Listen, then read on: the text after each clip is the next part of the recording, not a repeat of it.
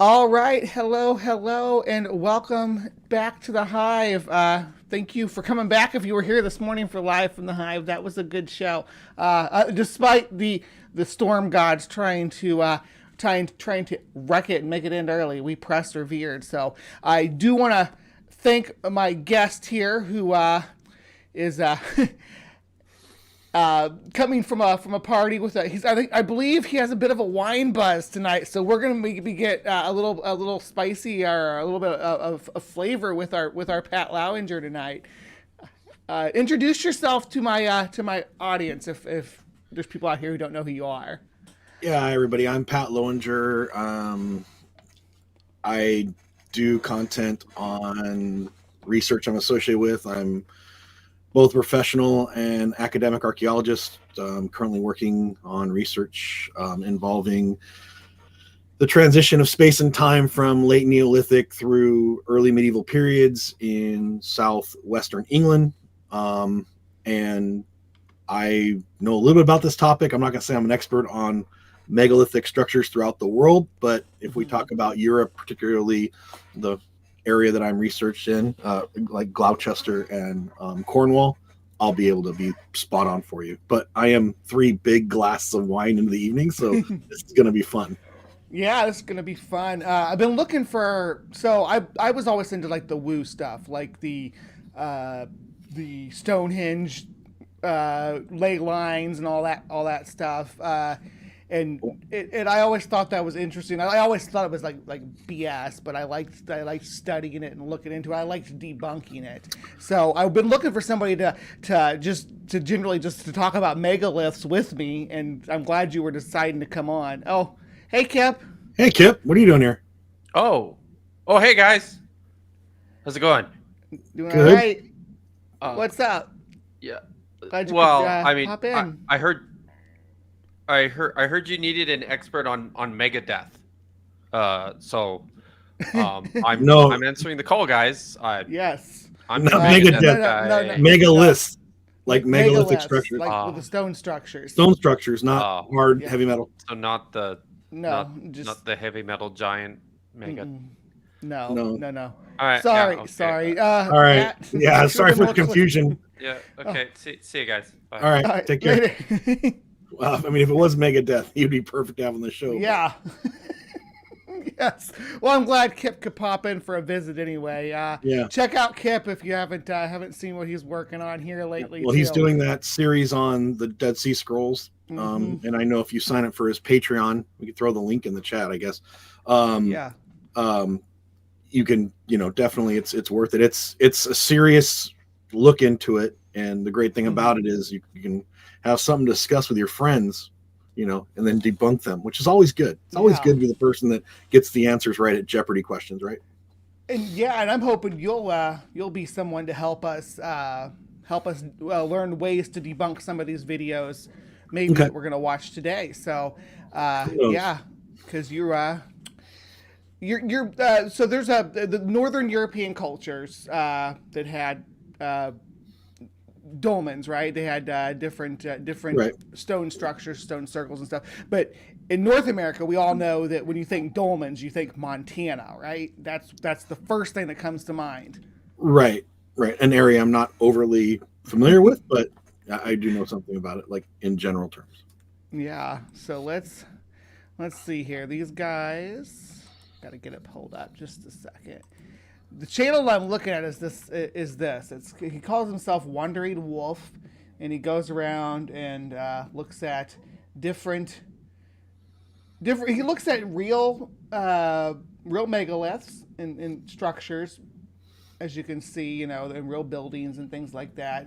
He's one of these mud flood people, but he'll also go to natural formations and claim that they are dolmens and city walls and things like that. So, without further ado, I'm going to just pop into their claim about this being. Well, and just for those who maybe the teacher in me's coming out. Yes. Okay. Megalith, large stone. That's really all it stands for. It's structures particularly associated with the late Neolithic and early Bronze Age that were built by ancient cultures. That's basically what it's going to mean for purposes of most discussion. Yeah. You want to do dolmen too? Well, again, different parts of the world call different things. You have a whole set of structures that can be used for various purposes, particularly the entombment of the dead. Sometimes, like in Scotland, they're known as cairns, but dolmens are basically, I'm going to call them a mound. That's the best way to put it, of rocks that are then enclosing a tomb structure, and then that typically is covered by earth. So they're burial mounds, lacking, for lack of a better term. And these structures do exist in North America, or similar structures, or what would be variable to that. But the indigenous people in North America, they have very distinct structures. They do. We have the mound builder cultures and things like that. But what these people are going to claim is that the same culture that was in Northern Europe, that was in Canada. This is. Canada, Montana, the Rocky Mountain area. That's the claim that we're going to see, because I think it's because the geological erratics in the area get mistaken for structures. I really think that's that's the leading cause of this form of identifying or misidentification. Are there any key ways that you could tell how to distinguish? Because these people are going to give us some ways, and I wanted you to tell me if they're actually valuable. Okay. Well, okay, but the first thing we look for in structures like this, these cultural monuments or monumentalizations, right? This would be one thing we'd look for is an entry point, because these are typically associated with burial practices. The overwhelming majority are associated with the interment of the dead, either cremated and or inhumation burials. That's inhumation just means you don't cremate somebody or do a secondary excarnation on them. That means let them kind of rot for a while, and then pull their flesh off and then put their bones away. Again, a lot of different types of practices, but we look for a consistency in how the monument was structured. There's typically some symmetry involved. Doesn't have to be perfect symmetry, but basically how the stones are deposited. If it's asymmetrical, it could be indicative of looting or some type of natural process afterwards, like earthquakes and landslides and things like that. If they're built on hills. But we'd also look for the interment of human remains. We look for a part of it that would serve as a tomb, for lack of a better, we can get into the different, depending on place to retain a corpse. Yeah. Right. Either a compact cis burial. We could have a chamber within a cairn structure, which is like little niches where people were placed, and then down a little bit further another one. So there's different ways to look at how you look for some indicators that there were people somehow buried or associated with being interned at the site. Okay. Yeah. Before I start this video, we're not going to watch the whole thing. I'm just going to watch a couple minutes into it. But I did get a super chat from Gnostic Informant. They say, Pat, is it true that Stonehenge is actually an alien landing site? Is the pyramid a power plant or ancient Wi-Fi tower, or any of those things true? Absolutely. Okay. Absolutely. Yeah. No. So Stonehenge is actually, maybe sometime, Bree, we can come back. Stonehenge is often the go-to for when people, they're familiar with Stonehenge. You actually put it in the JPEG for tonight's show, right? Or the thumbnail. Yeah. It's the quintessential megalith, right? Right. But Stonehenge has a very unique history of usage. It was used and reused and modified and changed over time. So it has its own unique life cycle of about 1,700 years. So when we talk about, there are some other structures that maybe we can talk about and do some comparisons. By the way, Stonehenge isn't the largest monument in the UK, or even in the including Ireland, the formerly British Isles, right? But there are complexes I've been to, like Mockery Moor, right, out on the Isle of Arran in Scotland, which is actually, geographically a much bigger complex than Stonehenge. So, and I think in many ways more fascinating given its geospatial arrangement, right? So we could talk about that later, but we can talk about Stonehenge individually, maybe on an episode. Yeah, Stonehenge could be a whole thing of its own. Yeah. But I want to be 100% sober for that one. Right. That's going to be great, and we can maybe pick some different videos and things to kind of break down on that as well. That'd be fine, because there's a lot of people making video claims about Stonehenge specifically, and the idea that there are other megaliths that just don't get that aren't as famous, but are just as prominent, as big as I'm trying to think of the word I'm looking for, as significant. There's the word I'm looking for. It's recognizable too. We look at Stonehenge and we go, it's immediately recognizable. Yeah. It's a UNESCO World Heritage Site, for one. People travel from all over the world. It's been very popularized among, both the Wiccan and neo-pagan revival, although Wicca is not a revivalist religion, but neo-pagan revivalist movement. We can, there's a lot of people that think that it's a point of unique spiritual connection to the past, and with, and supernatural entities as well. And I mean, you could, there are things we can learn about from Stonehenge specifically. Well, from all of these, I think that any of them that align with stars are a little, there's a timeline that you can keep with them. How long ago they were constructed based on how they align. The first with alignment we astrology. look at are actually solstices. Mm-hmm. That's typically the first. The major alignments are, again, we get into this later, but it's typically aligned to solstices, and often doorways facing rising or setting suns. Again, we can talk about the general. How it's funny. I'm trying to I'm like, we're gonna watch a video now. I'm just making you teach me about megaliths. I'm just tell me about the structure. Okay, well, we can watch one video later. I'll pitch one of my videos at the end to show you what it looks like when you actually go to one that is really what it is. Yeah, let's just watch the first few minutes of this one. There's another one I wanted to look at too. We have vowed to not be defeated by the Kaiser Dolmen. We're gonna find it today. You know, I've seen a lot of dolmens in person all over the world, so this one is a bit unique if it's a dolmen, right? He did say if. Yeah, he is keeping it ambiguous. When we get to the wall, he's less so, but for the dolmen, he's pretty ambiguous. What do you think? I think it's really freaking cool. Now, to me, this looks like an erratic, like something left by a glacier. That's what I think it looks like, because it's similar to other erratics I've seen. But I don't know enough about identifying these types of structures to say for sure. This has been a treasure trove so right far. There. This is what I was going to ask you about. They say that these things are like proof that it was notched together, that the stonework was notched together. Well,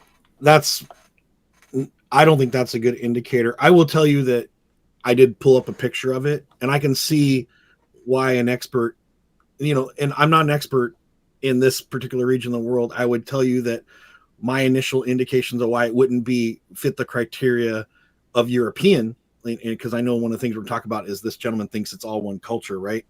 Is the fact that it appears to only have 2 supporting stones.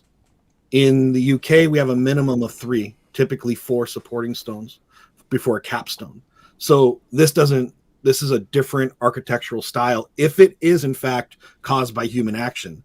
And I will tell you that the literature that I just pulled up, I didn't have a lot of time because we didn't give me a lot of time. It appears that most people, right? You didn't want me to have to do, but it does appear that most specialists who've gone out and looked at it think it's a process of natural action. Been out here like 3 days, and I found so much cool stuff already. Yeah. So did you see that notching what they were claiming would be notching in there?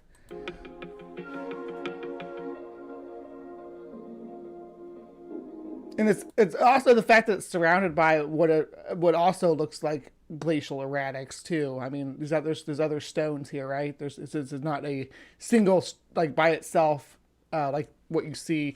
Are megaliths, are they generally distance from quarry work? I know that with like pyramids and stuff, they can be near a quarry, but they're typically part of the monumentalization is moving it to a spot that's going to be used for ritual purposes. Yeah. So having a whatever type of megalithic structure you want on top of a bunch of other rocks basically that are natural, because the landscape for this also appears very natural, and there doesn't appear to be any secondary.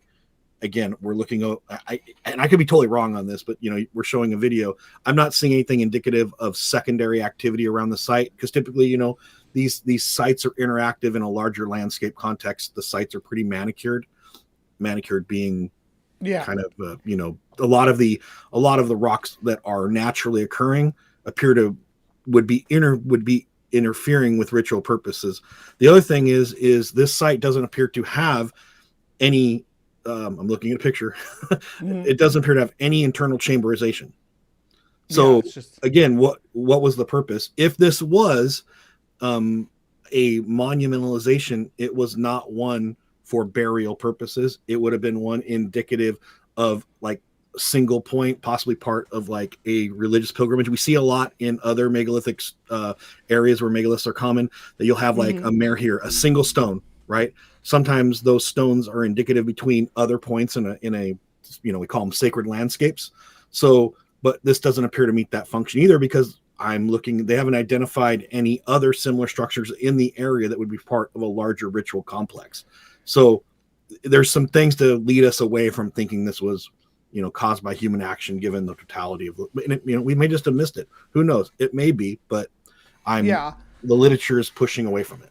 Can I give one piece of input that I just what I feel about this area, and it's just from an ecological standpoint that this appears to be an old growth forest, probably a very ancient old growth forest, based on what I saw when they were hiking. That this forest is probably a few 100,000 years old, right?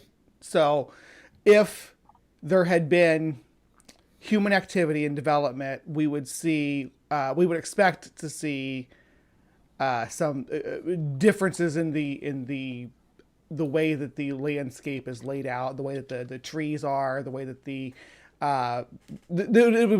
it would appear like a processed place, right? If it was a wholly, like you said, manicured, there would be holdover from that in the ecology itself, because it would be artificially cleared and manicured. Even hundreds of thousands of years ago would leave traces. You would see where they had transplanted certain plants or things like that in the area, or where they had even a waste receptacle or something. So you'd see maybe something with bones or things like that, right? You'd see, I guess evidence of human activity is what you were saying, but. And well, I can tell you, so one of the sites that I immediately go to when I'm looking at megaliths is called something the Megalithic Portal. Mm-hmm. It's kind of run by very interested amateurs that are pretty educated on it, though, and then experts as well. And one of the things I pulled up and then the adjacent literature was this is considered a natural rock formation by the overwhelming consensus of scholarship, that the many of the megaliths in Montana, they're called the Montana megaliths, are all part of a natural formation group, which means they don't appear to be representative of human action. So what I'm hearing is that you're calling Wandering Wolf a liar. No, I'm saying he's possibly he's mistaken on his interpretation of the evidence. No, I'm just teasing you, yeah. And this is one of the things, you see something like that, you go, well, how'd that rock get there? Well, that rock got there through natural action, right? It happens. Weird stuff happens. Don't always assume that it's human action that did it, or a god in some cases, or goddess. Let's give them a few more minutes on this site, and then they got another one I wanted to show you.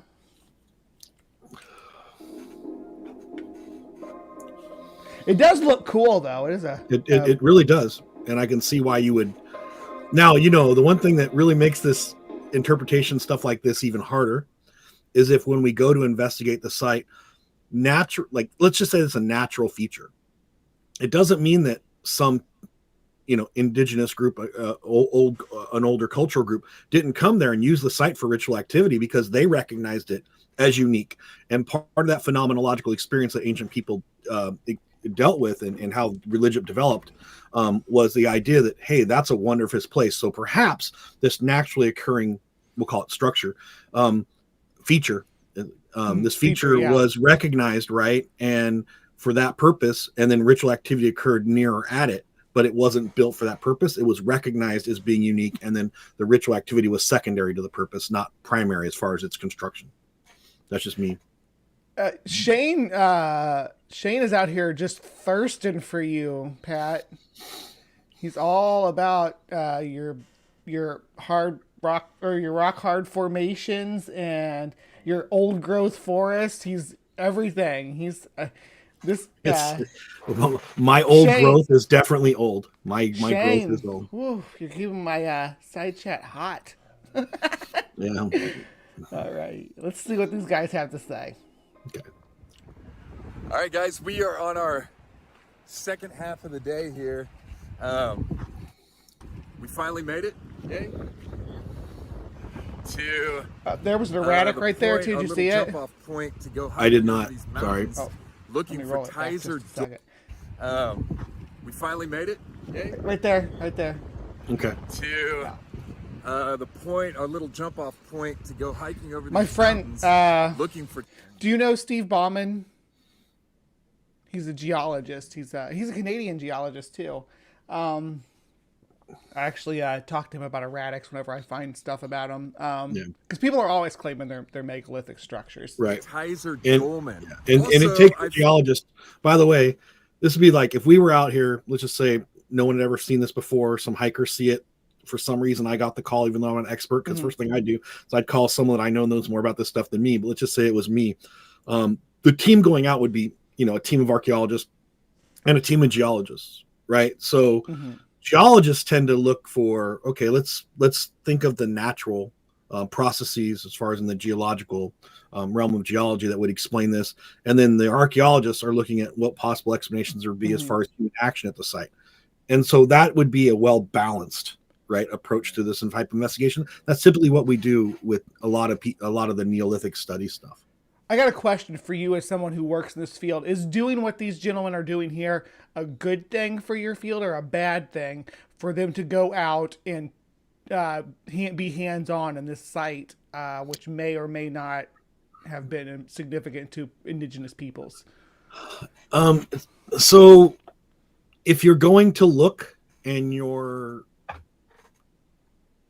respectful of both the ecosystem and just to be clear, no, I want to make sure I say that Wandering Wolf is very respectful. I've watched quite a few other videos and they are respectful. Typically, to the sites. I default to whatever, Bureau of Land Management, Park Service, whatever the guidelines. A lot of these monuments sometimes fall upon, in regions that are defined by, indigenous community boundaries.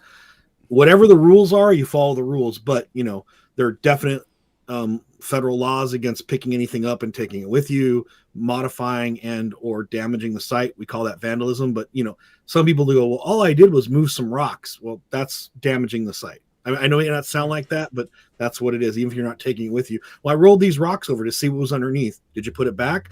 Well, yeah, you still damage the site because leave it the way it is in case an investigator wanted to look at that at some point with the proper. I'm just looking for bugs, Pat. I'm right, sorry. exactly. Well, I'm just saying that. But I have been to England. I told you a few minutes ago. I talked about Mockery Moor. It was a site on Isle of Arran. The day I was there, I met some colleagues who I didn't really know that well, but they just happened to be on the site the same day, and someone had looted an entire standing stone. Oh. Drove up a truck, knocked it off. It wasn't the largest of the stones. It was about 4 feet high. It was pretty circular, so probably about 3 meters across, 3 feet across. I'm going to say meters and feet and keep messing that up today. But it was a fairly large stone that was just rolled in the back of a truck, taken, and now it's gone. And there was a big divot, just a displacement. And it got called in. But what happens those typically get broken down. They end up in someone's garden, or they get broken down and sold on the black market for curios. And it's very common to steal stones like that for New Age religious practices as well. So, like as far as the fairy curses, though, they will that comes like karma, right? I mean, generally speaking. Sure. I guarantee you the fairies are pissed. Yeah, I did a video about a fairy tree a couple weeks ago. Also around St. Patrick's Day. I keep telling you about my St. Patrick's Day stuff.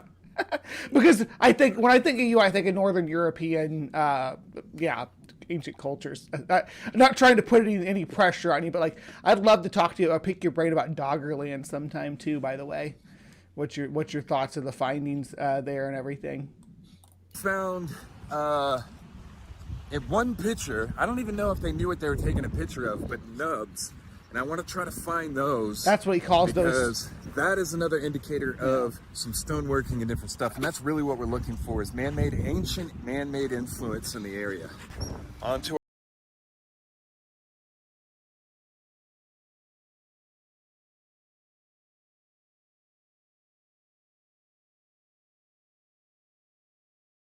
That's a boulder field. That's counter indicative of what we'd expect with a megalithic site. So this is not the type of location that you would generally expect to find a megalithic site. No, not within. I mean, if it, and it's not impossible. I mean, I have seen stuff like this in Scotland where there were a lot of stones in the area exposed, but typically the megalithic structure themselves was an area that was, again, we use the term manicured. Part of this ritualization process with a lot of megaliths is the fact that you want them to be conspicuous. You want them to stand out in the landscape. If they don't stand out in the landscape, it's really not monumentalization. Monumentalization is, part of culture. You set aside an area or region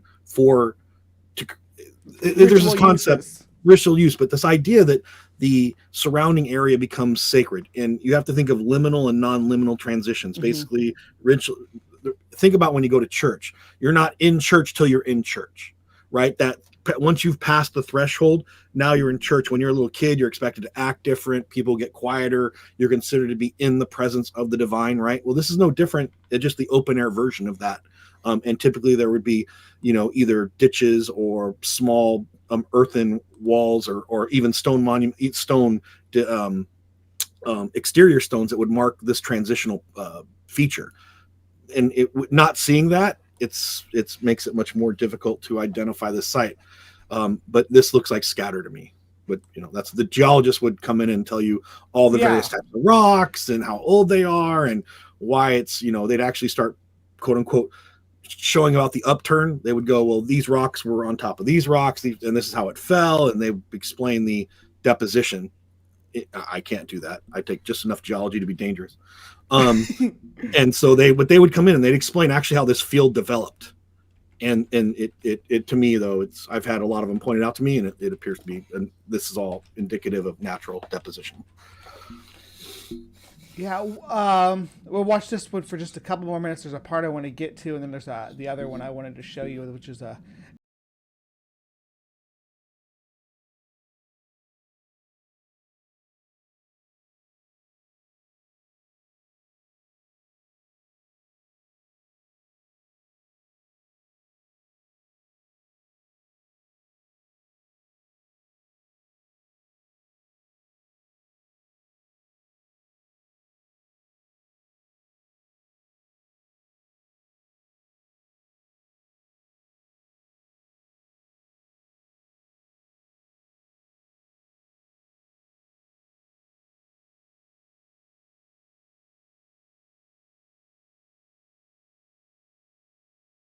He's trying to do is indicative of stonework in order to form. So we do see in some megalithic structures where purposeful action is taken on stone to create, and I'm going to use this term, a nub, for emplacement of other stones so that stones can lock in on each other. Typically, in my experience, when stones are fitted together, they don't use nubs in most Neolithic structures. If you're building wooden platforms adjacent, then you could use this stuff. Sometimes you'd see stonework. You'd see human action on stone to make deposition points for, areas of manual action. Basically, you're carving stone or manipulating stone in order to have a place to put either another stone or a piece of wood where it would be fitted and then would be secure. I'm not an expert on this, but this is what, if I asked a geologist, hey, what do you think this is? They would, if they had the ability to take a sample and they'd say this is probably some type of natural processes. Because when stone forms, by the way, it's not always round and has nice clean surfaces. There's a lot of internal pressures during stone formation that can cause these little irregularities to form, and this doesn't look uncommon to me, and it doesn't look symmetrical. Typically, if we were looking at a Neolithic structure where something like this would have occurred, and I'm not aware of any in that I've ever studied that were exterior, they were typically interior. We look at cups and things like that, we call them cupping effects. They're internal, so they're incisements. So think about if this was actually carved, you'd have to carve the whole stone down to leave this exterior versus putting an interior, just relief, removing that pieces out or reliefing it. So to me, a geologist would say this is part of the natural formation process. I'm not a geologist, but hey, if we have one in the audience, if anyone wants to come in and be our resident geologist, we'd be more happy to do that. But this to me looks like a stone, and I've looked at a lot of, so I don't want to pat myself on the back, but I'm currently cataloged every structure, every Neolithic structure I visit, and I'm currently in the mid 130s. So I've been to, and I don't just go and hang out. I go and this is part of my research. So would you see what's the word? Evidence of naping, I guess, or napping? No, it's the wrong kind of stone for that, but you Okay. would see incisement, right? So we have a Like lot of, polishing. well, right. So different things, different ways of breaking ancient stone, right? You can strike stones with other stones. You can, a lot of different types of stones break at different rates. Obsidian was a very common, napping is let's talk about making like projectile points, right? But chert is another very common stone category that can No be used shirt. for this kind of stuff. Yeah. But these are, but the harder the stone gets, and I don't know how hard this stone is. I don't know the composition. I don't want to even guess. I mean, I can guess, but I'm not going to. Depending on how hard the stone is, it may have been at the maximal end of the technological ability for ancient people in the region. And I don't know about the cultural groups of Montana to know how hard were some of their stone tools they were able to affect on site. Were there small hand portable tools in use in this area that would affect a stone of this hardness, right? And yes, you can use softer stones to affect harder stone, but that would be all part of this evaluation process. The geologists come out and they do a lot of work on this, and then we read the report and go, yeah, you're right, we're just going to move on. Interesting. Yeah, I wish I had thought about getting a geologist on here too, because then having you all look at this together, we could really pick it apart. But I'm glad you're here to. Yeah, Jason's right. Like he's going, it's 99% granitic, but I would say Big Mama's answer's better. It's granitic. Like there's categories, right? Like again, the geologist can get very. If I say the wrong thing, they kick your ass. That's kind of how geologists are. They're very serious about their rocks.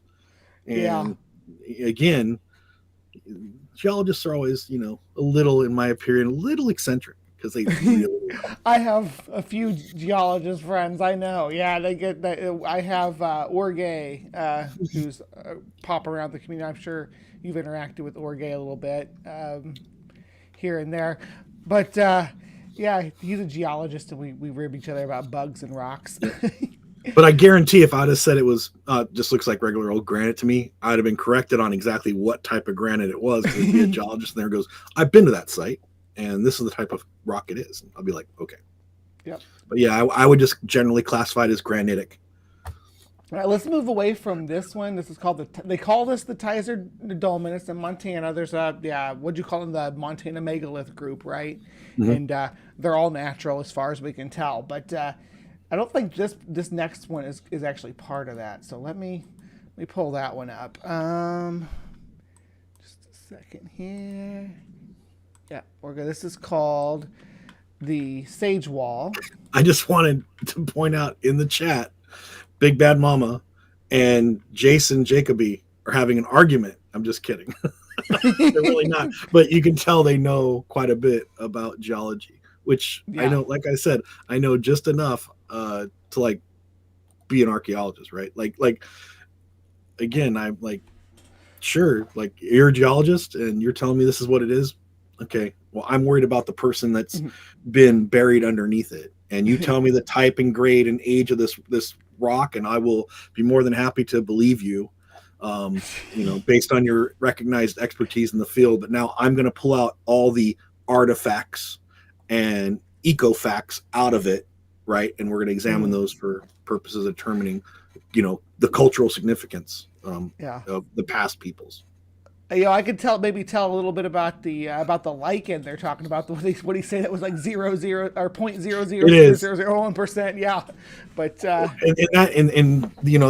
there if we were doing a serious study, we'd take samples of that, right? Like that's depending on money and funding, but if there's always more that you can learn from. Yeah, find out where the origins of the minerals are from, where the original quarry was. You can find that from the types of lichen on them and things like of that nature. Well, I guarantee you, a good geological team would not only tell us how this site, kind of formed. Let's assume it's all natural processes. They would also know the stones in the area. If we were studying this, let's just say this was a man-made, a human action monument, then we would know where the quarry site was, and we would know quite a bit about the formation process itself, like maybe how they did it, depending on how the geologist said, well, these stones came from here, these stones came from here. These stones that were from this quarry seem closer, and it appears that there was a second layer of activity because these stones from here were taken and they were placed on top, right? There looks to be some, and again, like Stonehenge is a good example, periods of rearrangement and realignment, right? Stonehenge was an evolving monument. So, that's why there's different stones from different regions, blue stones and other things. Question about that. You say evolving monument. When was the last time that Stonehenge was known to be rearranged? Just fuck. I want to say sometime. I think it's like 1700 BCE, but don't quote me. But it goes. Okay. The We'll life talk of the about it monument, next time. Yeah, when I have my notes, we'll do it because I do off the top of my head. I have so many of these things in my brain that I'll miss Mockery Moore up with Stonehenge. I'll miss the Mary Maidens up with Stonehenge or something. And so I don't, No worries. Yeah, absolutely. Let's see about this wall though that they're talking about here. You could easily set up Here. Since I got out here. So, this is something that I've been looking for since I got out here. I'm still just so blown away at this. Look. Bro. Can y'all see this? So, walking up right on the I think he was thinking that what he was digging out there was some cupping like you were talking about there. Right. That's much more common than, not that other things don't happen, but the overwhelming majority of that kind of removal, let's just call it, ancient carving, right? Carving into the stone and removing excisement, is much more common than any other feature we detect, particularly in the megalithic societies of Europe. Yeah. Oh. And by the way, that's one thing very interesting. If you ever guys really want to get into it, look at the Neolithic, development of megalithic structures in Europe, and just look how, there's this entire coastal and interior development in what is largely Western Europe. But it goes, it starts in Egypt had megaliths, by the way, people, and I'm not talking about the pyramids. I'm talking pre-dynastic, way pre-dynastic. Actually, if you want to call them stone circles, in Egypt have been located. And then you run all the way to like Malta. You have all these megalithic cultural groups, right, that run all the way into Spain through, through France along the coast into Britain. These megalithic cultural groups are just fascinating to study, and they're all a little different. They're not all identical. I mean, there's some general themes where they're very similar, but you in some cases that you can start separating out some of the different activities. I would love to learn more about African megaliths. You think that they'd have some of the oldest in the world? Well, it's out the last place out of your wheelhouse. I get it. Right. Yeah. So I look at North Africa. I look at Egypt. The Egyptian ones, I mean, on scale of size. See, I don't like to say better or worse. People go, well, that one's better. No, just some of them are larger. If you have a set of 12 stones, each 4 feet tall, with an interior, let's say, cairn structure or tomb structure, right? That's a couple feet high. And then you go, yeah, but that's not a big deal because I went to another place where the stones are 12 feet high and there's 24 of them, right? That's not how we look at and investigate this stuff. Like, the investigation is about the process of formation and ritual activity. That's it.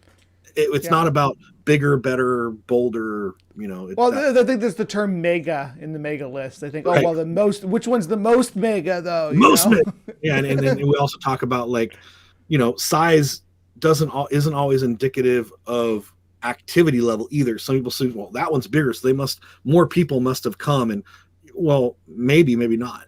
Some sites have really long lifespans. Like, again, not Stonehenge isn't the only one, but we have some sites that appear to have off and on activity over 1,000 years. Some, and this is my research, so I'm gonna stop for a minute. I'm gonna pontificate.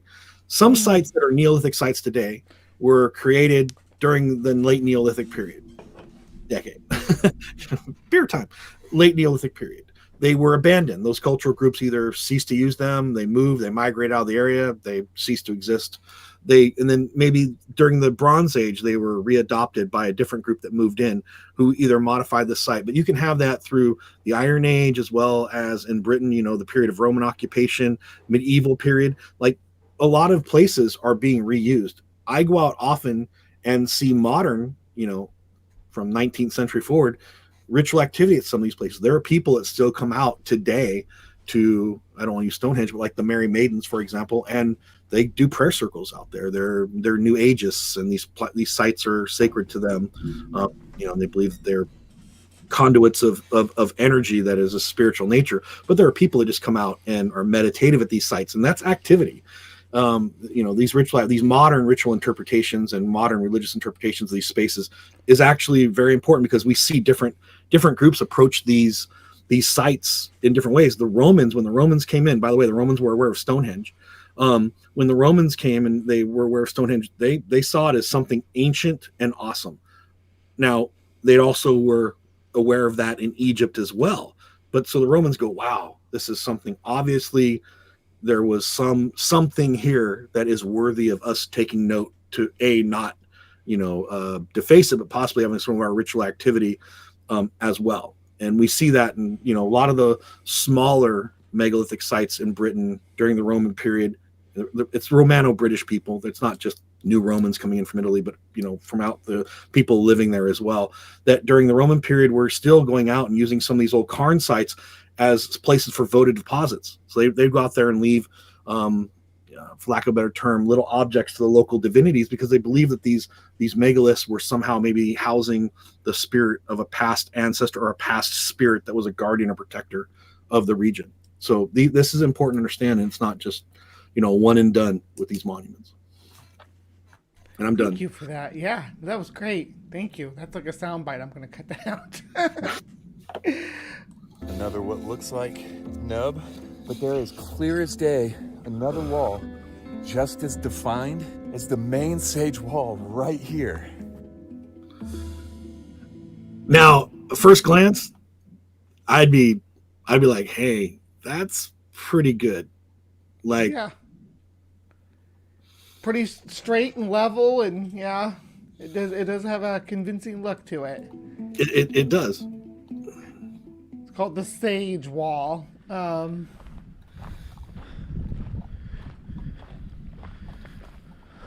Get a good view of it from this angle too. All right, guys, we just got to the back of the trail here, and we made it here to the Sage Wall, and I just walked up here, so I've been here less than a minute, like 30 seconds, and I'm staring at this thing, and my initial impression is, I mean, come on, that's not nature.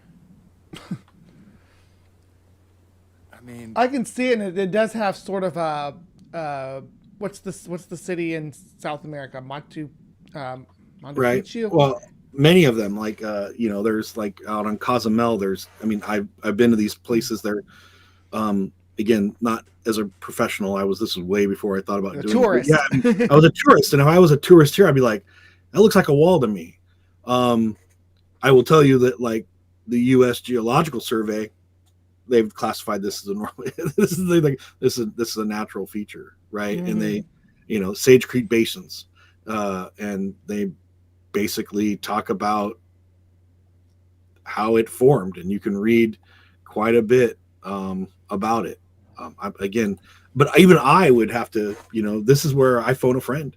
Like, wow, it looks, but, Some of the stuff that he's talking about is evidence, though. The nub thing was one of the pieces I was like, that doesn't sound like a real thing that they use in this field when they're studying this. So I'm glad thank you for clarifying that that's not what they would call it. It'd be cutting, right? Yeah, I've looked at a lot of these sites. I'm not going to say that we don't ever find objects from the Neolithic period that don't have nubs, but typically they're on smaller pieces. And then it's excisement on a scale that's relatively modest to remove all this stuff. So you have these, again, I'm going to use the term nubs, these projections, right? These rounded projections. On really big stones, we don't see that because it's this, you have to remove all of this element. Like, imagine, it's an 8-foot round. Let's just say it's round, and you're going to remove all the area around it. Well, if you're trying to keep that general round shape, then you got to remove the entire exterior layer down to the same depth, and then maybe have 2 or 3 of these on place. That's a huge undertaking. And I would just say, what tool working evidence do you have? I mean, we can see that, the fact that there's action on stone. This is, you get everything down to a microscope and start looking at what is the abrasive action that was used and or manual action, like how was it struck, right? This is things that, again, the geologists do this part. The archaeologists stand around and drink beers and go, hey, let me know when you're done. And I'm being very honest, because it's such, there are some archaeologists who know this, but I'm not one of them, that have taken the time to really put their heads with the geologists, and they can kind of form a better team. I'm more looking at I'm looking at the transitionist side. I'm looking at more human action involving ritual, involving the deposition of the dead. So although I know some generalities about this, this is not my focus, but the geologists do know this, and they spend a lot of time learning this. Yeah. Well, we're going to see what this guy has to say about it, because I'm going to give him a chance to convince you. Look, guys. Look at this thing. If you can see the straightness of it. I'm blown away. I would like to go see this someday, though. That'd be cool. This is exactly what I was hoping to find when I came out here. He gets to a part where he's looking at the jointing and whatnot. So that's what I'm waiting for. I mean, I can't. There isn't anything about this that screams out, nature did this to me. If this was man-made, It's almost like you could compare this what's happening here to pareidolia, right? That we look for things that look like they're man-made. Our brains are naturally programmed to seek out like man-made structures, right? Yeah, this has been classified as the early Bridgetarian Lower Creek study, and Lower Sage Creek study, right? And they went out there. It looks like this was accumulation starting in, really the main investigation started in like 1991, although it had been looked at before. And there's been subsequent studies as well, starting in the 70s and 60s. But basically, everybody that's gone out there has gone out there because someone has asserted that it's possibly not natural. And every investigation to date has determined that there's no indicators, no indicatives, no indices or indicators of human action on the site. So this is all natural. And as much as it may look as not natural, and it is. Yeah. if this wall and the other side over there, perhaps that side used to be stacked up better, and there was some kind of channel here. Look how this stone, it's obviously broken now and started to slide, but before it broke, you move it back, it's exactly in line with the rest of the wall. You're right. And I have a feeling these and the... So to me, that looked like that had actually been two pieces that had broken apart, and there was natural erosion in between them. That's me as a layperson, not a geologist or anything, but that's what it looked like to me. And we can't thermal action as well with man, I'm way too drunk to do this.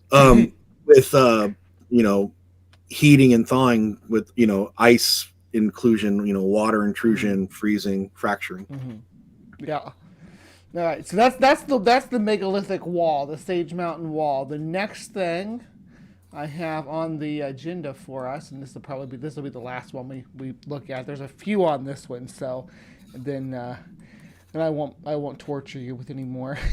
No, it's fine. No, but I think it's good for people to understand. Like the untrained person could come out, and I'm not talking someone trying to make a video, but someone that's trying to actually, they're going out there with their phone and they're like, look at what I found. I think it's really cool for people to do this, right? Like, but don't assume that it's aliens, right?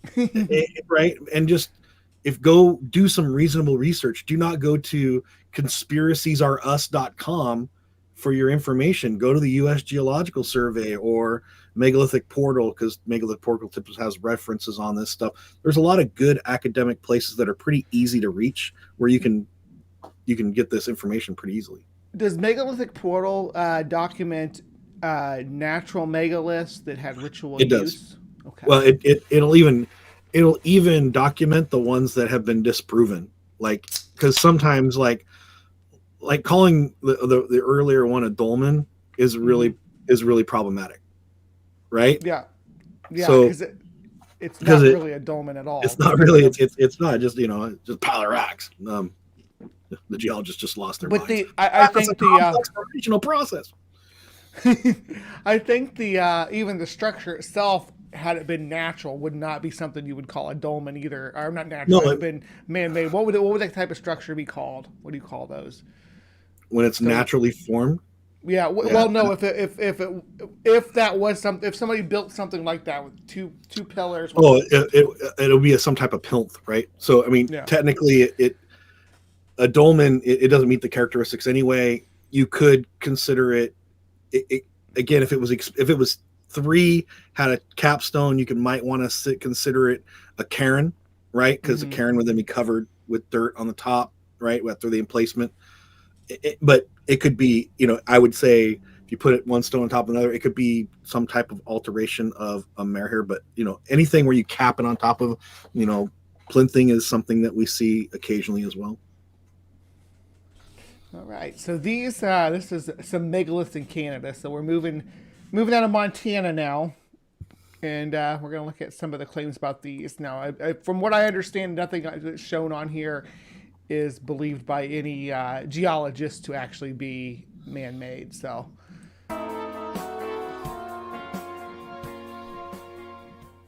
Hello everyone, thank you for joining me on Earth Unknown. Today I'm going to be talking about ancient ruins and megaliths in Canada. But before we get into that, I just want to thank all my subscribers for supporting this new...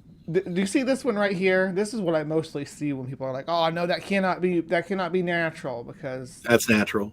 Yeah, that's a quintessential erratic right there. That is. Yeah. Like, I'm not even a geologist. Absolutely, that's not a megalith.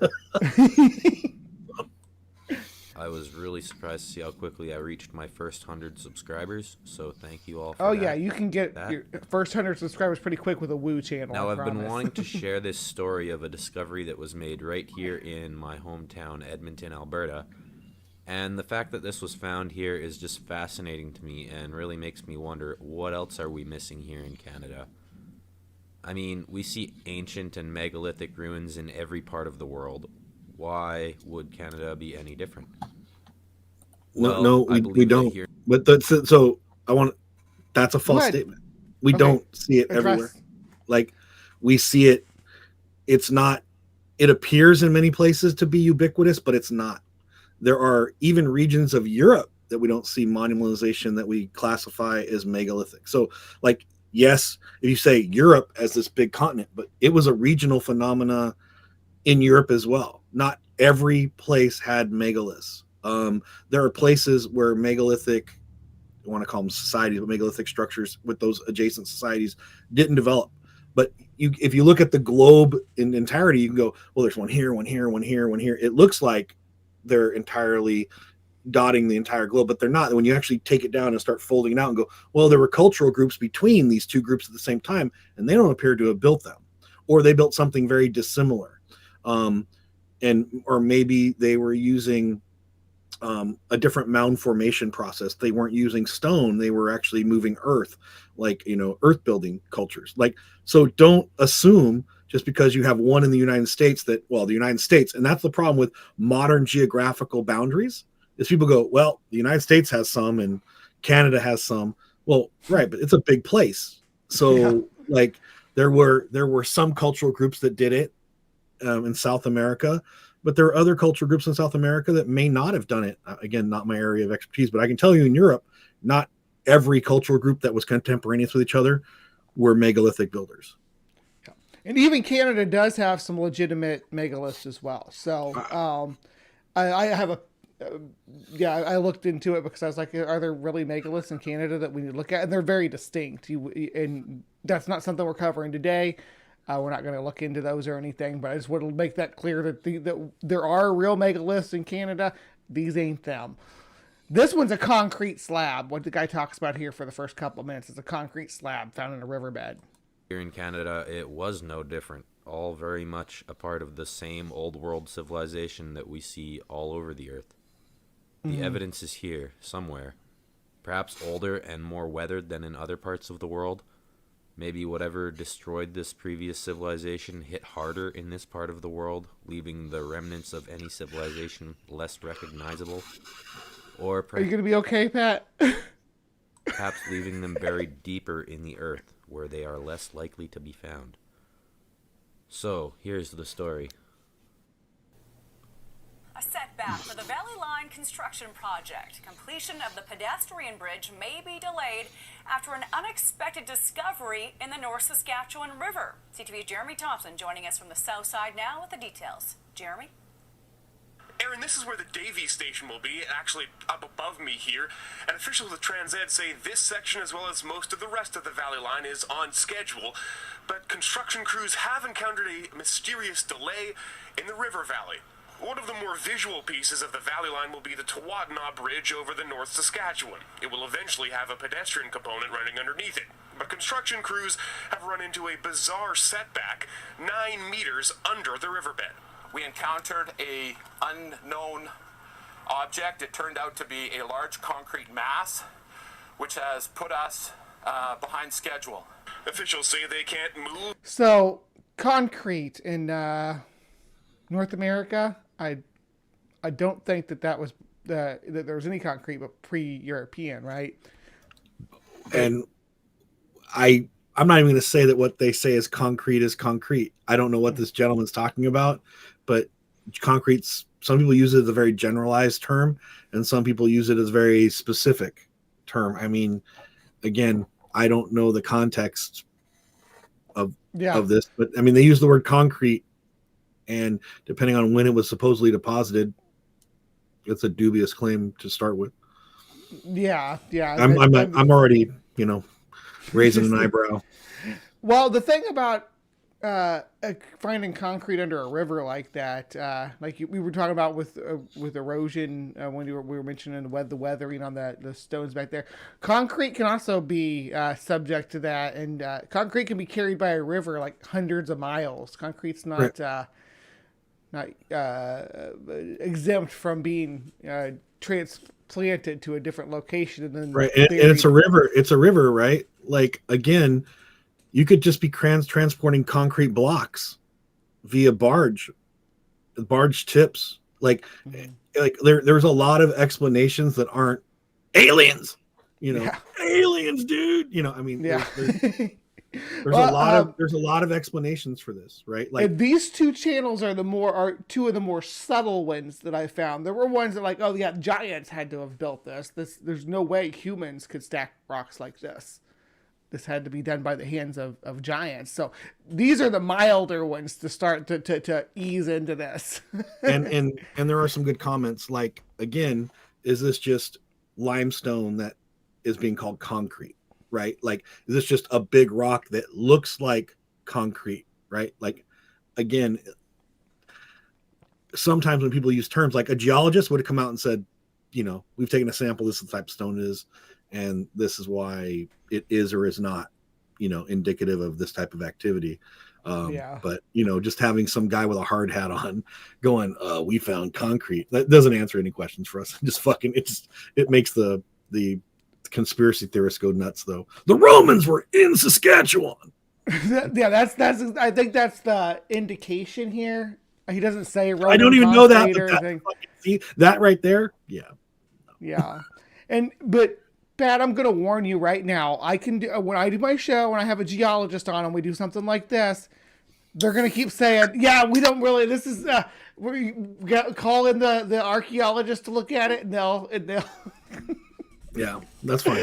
I get that from. It's funny because I get that from Orge. He would point to you guys, and you guys are pointing to them, saying, "Hey," but really, it's a team effort. It's a team effort, stuff. And that's why we look at each other like, "Hey, can you tell me?" Like, once you tell me the chemical composition of the concrete, I'm going to tell you if it matches what we know about contemporaneous Roman, right? Like, well, this is how the Romans made their concrete, right? Yeah. I'm glad you picked up on the implication. I don't know if he uses the term Roman concrete for it in this video, though, but I read several articles on this after I watched this video, and that's the implication. Or break the object that could be as big as a car, and they're not sure how old it is or why it's there. From us, it's been a huge challenge. We encountered this mass. We didn't even know that it was a mass. We kept trying to get through it, thinking that it would break up. It just never has. Ultimately, what we know it to be is it is man-made. It is a piece of concrete. Where it came from at this point, we can't tell you. And for various reasons, the first one being the obstruction that we encountered. It is 9 meters deep under the berm platform that we're working from right now. We're trying to get the obstruction done, which is the priority in any case. On the north side of the river, all seems okay as construction continues, but... And there's no follow-up on this where they clarify what it is. Absolutely not, because that would have been great. It just disappears, right? It's below the river's surface. It's approximately the size of a car or bigger. Where workers have hit the proverbial brick wall. It is a piece of large concrete cement. Here's what happened. Crews started work on what's known as a cofferdam. Think of it like a window well to keep out water and soil. The walls need to be built about... They got visual aids. 12 meters down from the berm platform. But in one section, at the 9-meter mark, the mass of concrete. You cannot just extract this because it leads to other consequences and both in safety and in environmental aspects with it. So I thought that was pretty interesting. Makes me wonder what else could be buried deep underground in the area and under the river. And the fact that it sits 9 meters below the riverbed is quite mysterious. Does that mean... I guess if you don't understand river deposition, that's mysterious, and how much sediment a river can lay down and just... Well, and how, objects of weight can be subsumed by, right?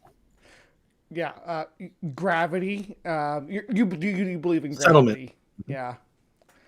Yeah, we've kind of established that gravity exists. We could actually have a geologist run an experiment, and they could actually figure out like what would be the natural compaction of the sediment underneath a block of that weight, right? And then we could expect it to settle how far down in the column versus just, it's not going to sit on the top of the layer because it's loose. So it compacts everything underneath it. So it gets filled in on and denser than the layers underneath. Imagine that. Mm-hmm. It's pretty crazy. It's called science. Mean that whatever this is or was there before the river?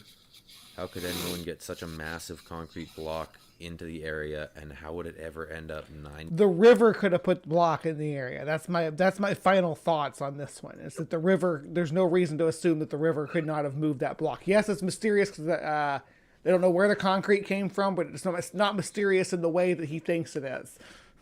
It's like, hey, is this someone's boat ramp that got washed away in a big flood or something like that? Like anything. It could be. My thought would be it appears to be at a natural choke point in the river. That's why they're building a bridge there, right?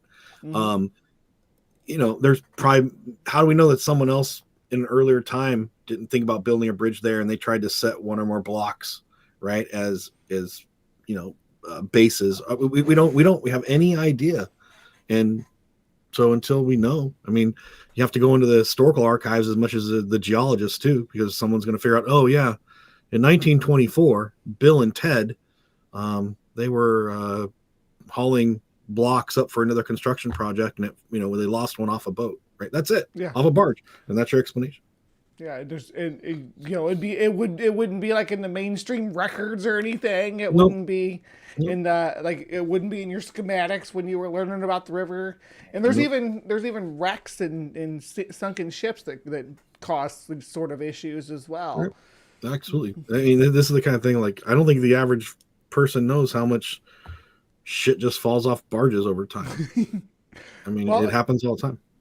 I would actually been shocked the last couple of years. I started paying attention to freighter ships out at sea, how much they lose. It's crazy how much stuff is just dumped off of barges and transport ships. Meters below the riverbed. And if you didn't already know that concrete in various forms has been used all over the world by ancient people, you should check out the Wise Up channel, where he shows several examples of ancient concrete. Now, if you look at this picture here, I'm pretty sure that is the chunk of concrete they're talking about right there with the orange spray paint on it. And you gotta wonder, like, how could something so massive ever have gotten there? without some sort of... Yeah, I agree. That's maybe if it's concrete at all, that's got to have been transported there, right? I don't know. I would say with the crew of... Yeah, we don't know, but until we know the exact composition of it, we can't even say, if it, again. Massive flow of land or something coming over it. A massive mud flood.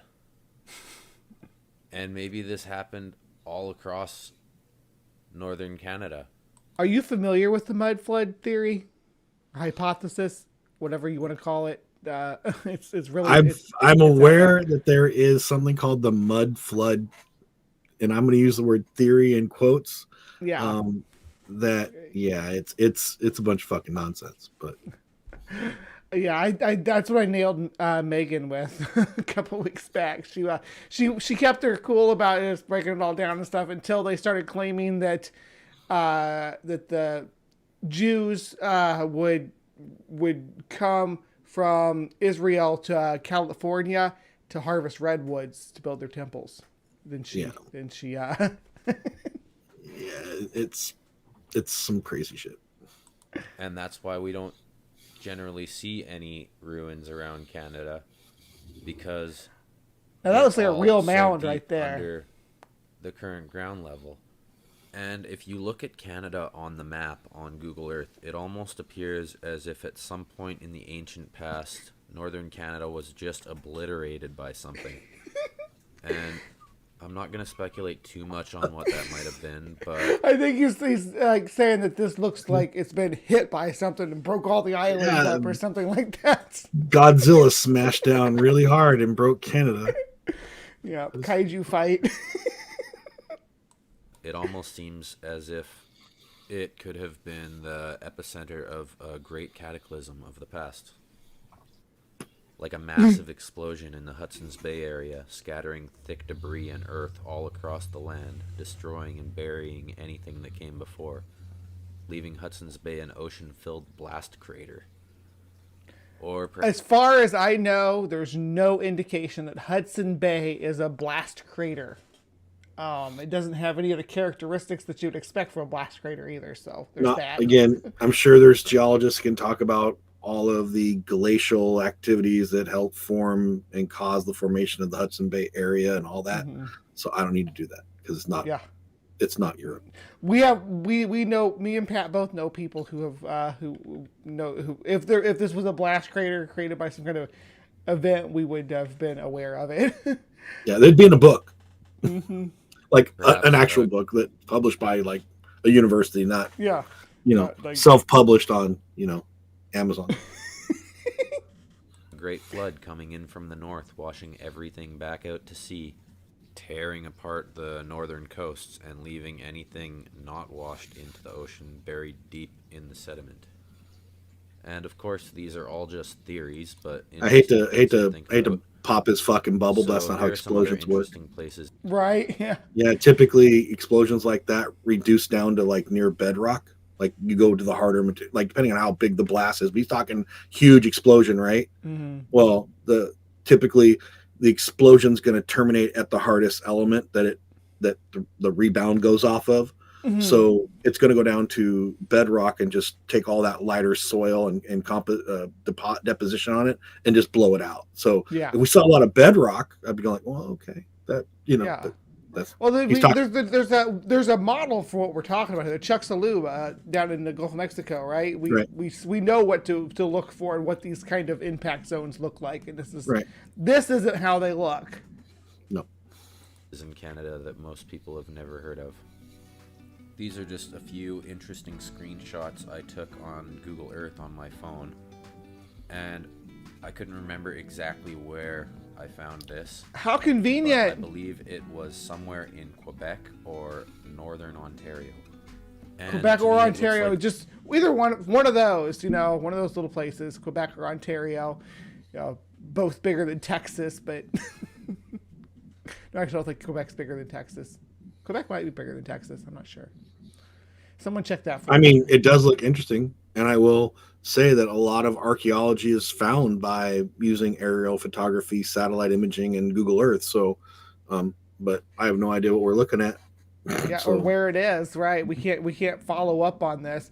I am stoked about some of the civilizations or remains of civilizations they're starting to find in the Amazon basin, though, using satellite imaging and well, and then there's this whole, side-looking radar thing they got now that can pierce the canopy, and like they've advanced a lot of really good technologies, lasers in the Amazon, so to speak, that have really helped figure a lot of this stuff out. But then we have the question: do we excavate it?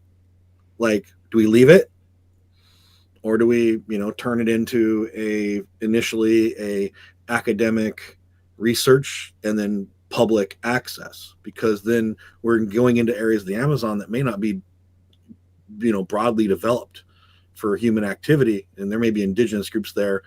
But then, how much more of the Amazon are we going to remove in order to, find the next, Chichen Itza? Yeah, it's balancing out. Although the Chichen Itza, before someone yells at me, I know it's in the Yucatan. I was making comparison.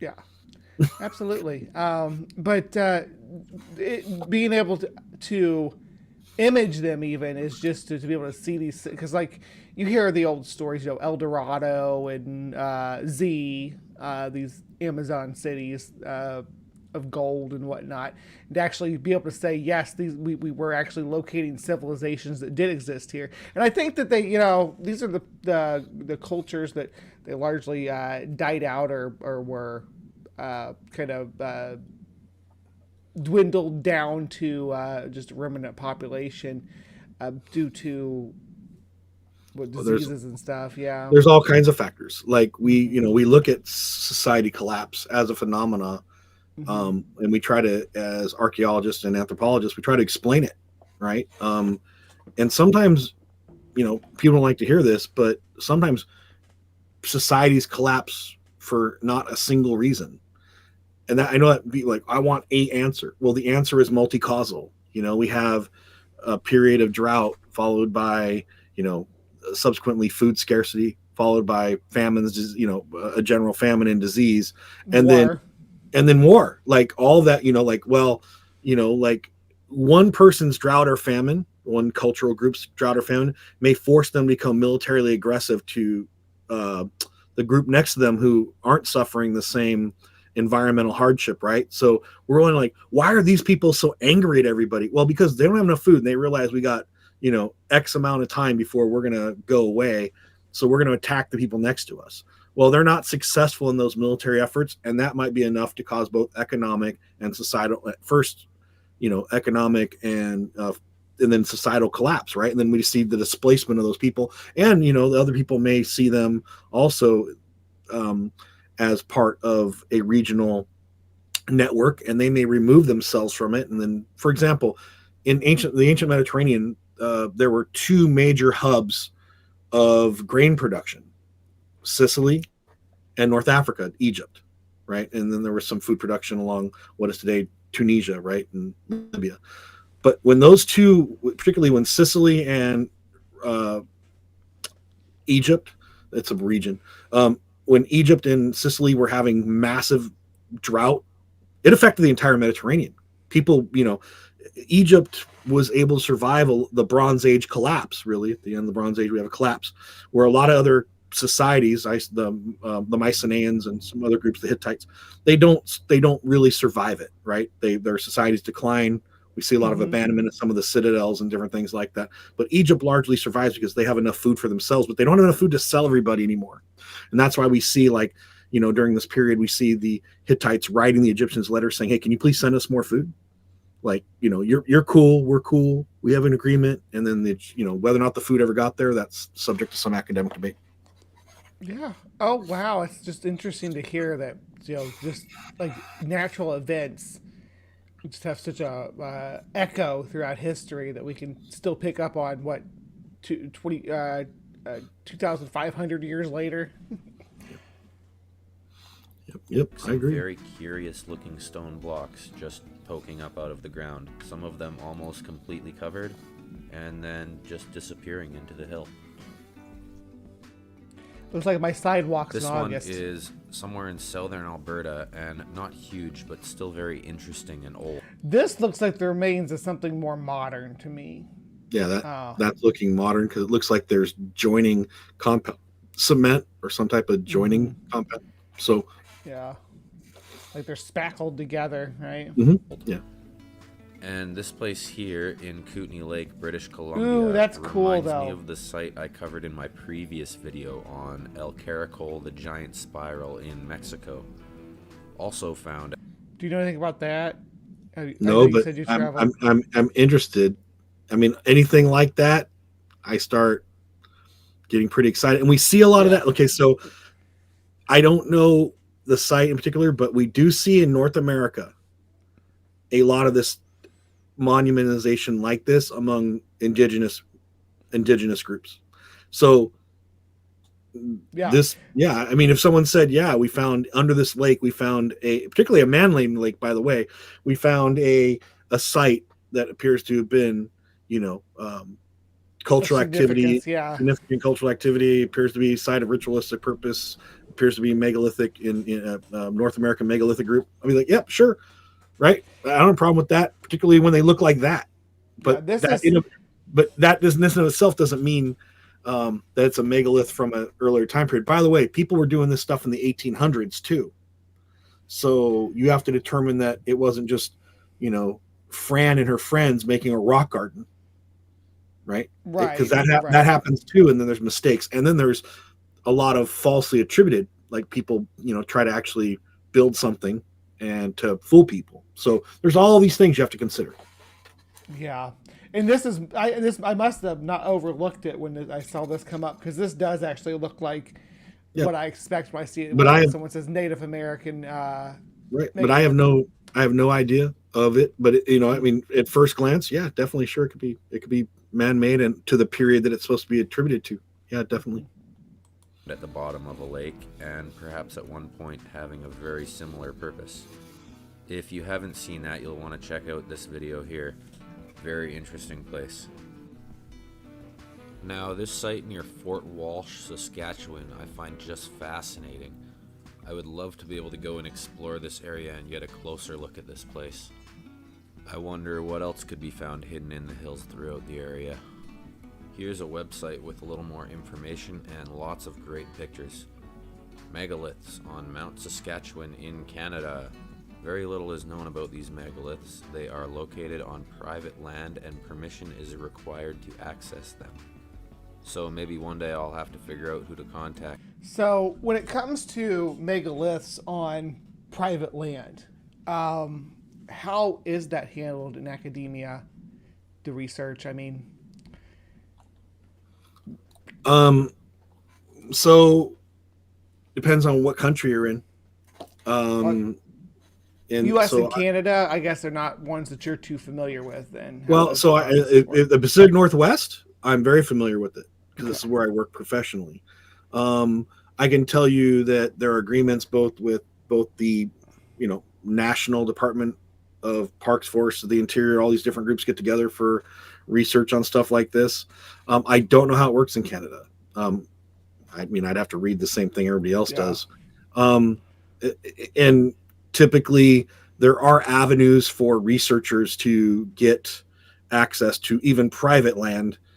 You usually start off by just asking, hey, is it okay for us to come and we want to study this? And sometimes people go, sure.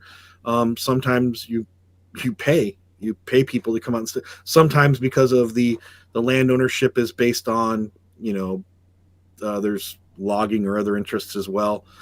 You can sit there and say, hey, we'll do this. But often I've never worked on a site that we didn't have permission to work on. And typically that was either done at the private level with a interested party. Someone said, hey, I found this, I want this research. But often it's universities and or a governmental agency that say, hey, we want this investigated before we develop, or before, this logging takes place, or before, something else that will affect the environment, the area, or it was a stumble upon. And the U.S. Geological Survey wants some people out there to do an initial look over on it and then make a determination whether or not it's a natural or, natural process or human action. Right. So that's, it's not, it sounds like it. Well, Pat, it's not as hard to do. I've in the UK, I can tell you exactly what it's like, because so in the UK, there is no private ownership of land, as far as if you have land that has a megalith on it, you must provide public access to that megalith. So what you'll do is privately own that. Okay. The megalith itself is public property. There is an easement from the closest adjacent, like basically the closest road where people can walk. And typically what the farmers do and the landowners do, because there's a lot of sheep and cattle as well, there's a little walkway, fences on both sides. Typically the government helps them put these in, and then there's a fence around the monument, and you're told, do not cross the fences. It's private property beyond that point. If you're aware of something on private property that isn't coordinated, and cordoned off, my habit was, if I knew I was going to be parking right in front of someone's house to get to it, I let them know I'd be on site. I'm like, hey, by the way, I know there's a megalith or a cairn or something on the back side of your property. And they'll be like, oh, I had a year ago, I had some people here looking at it. And I'm like, well, I'm here. I typically have a business card with my contact information on it. I give it to them. And if they're not home, I leave it on the door with a little note. So when they see my car not parked in their driveway, but parked next to their driveway. And in the UK, like, why is someone's car there out in the countryside in front of my house?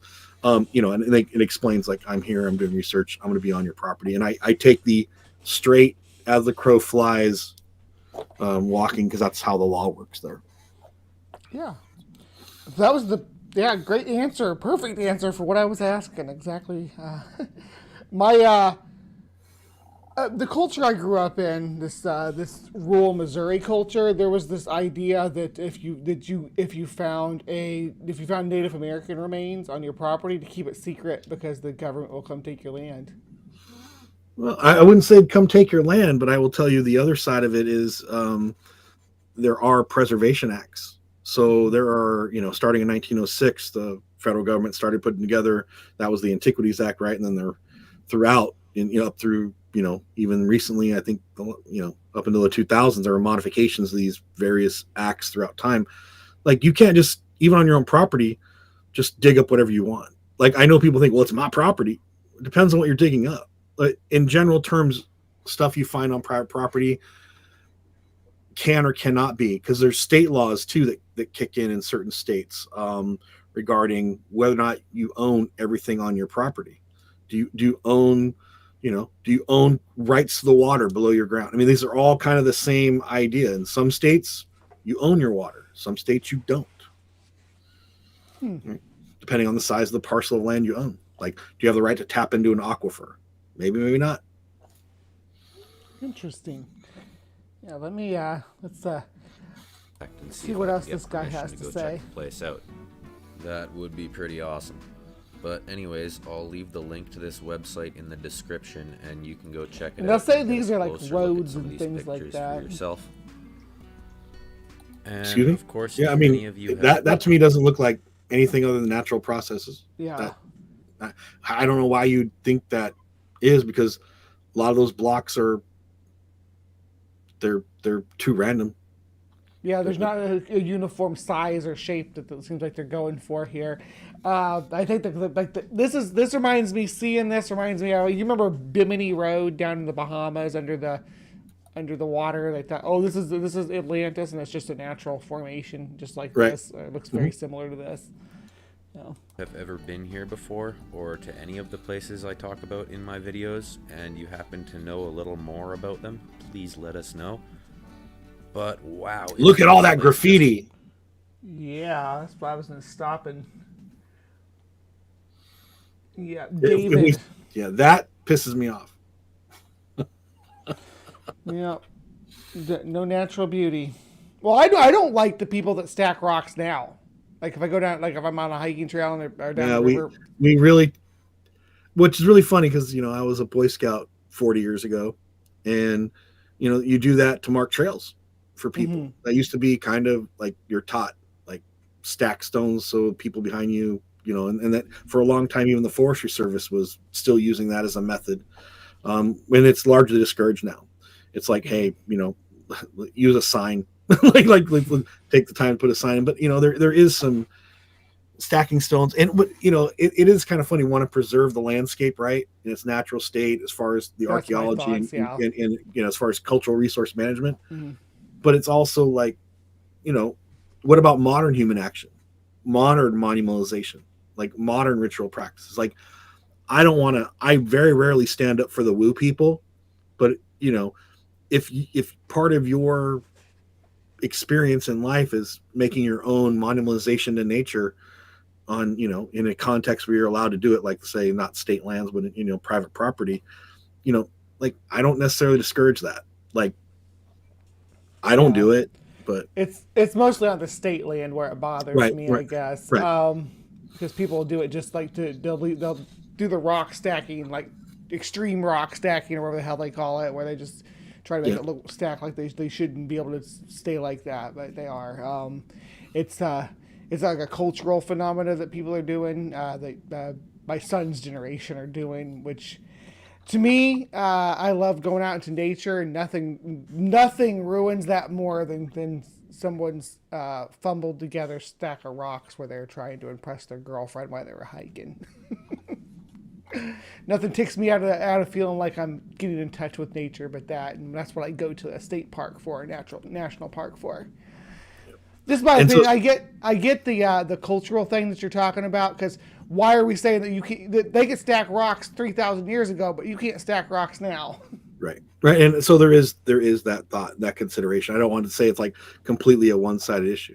Mm-hmm. And then something else, like I kind of want to point out, I'm not making a comment that this is actual cupping, what we're seeing on the screen right now, but you can have cupping on natural stone.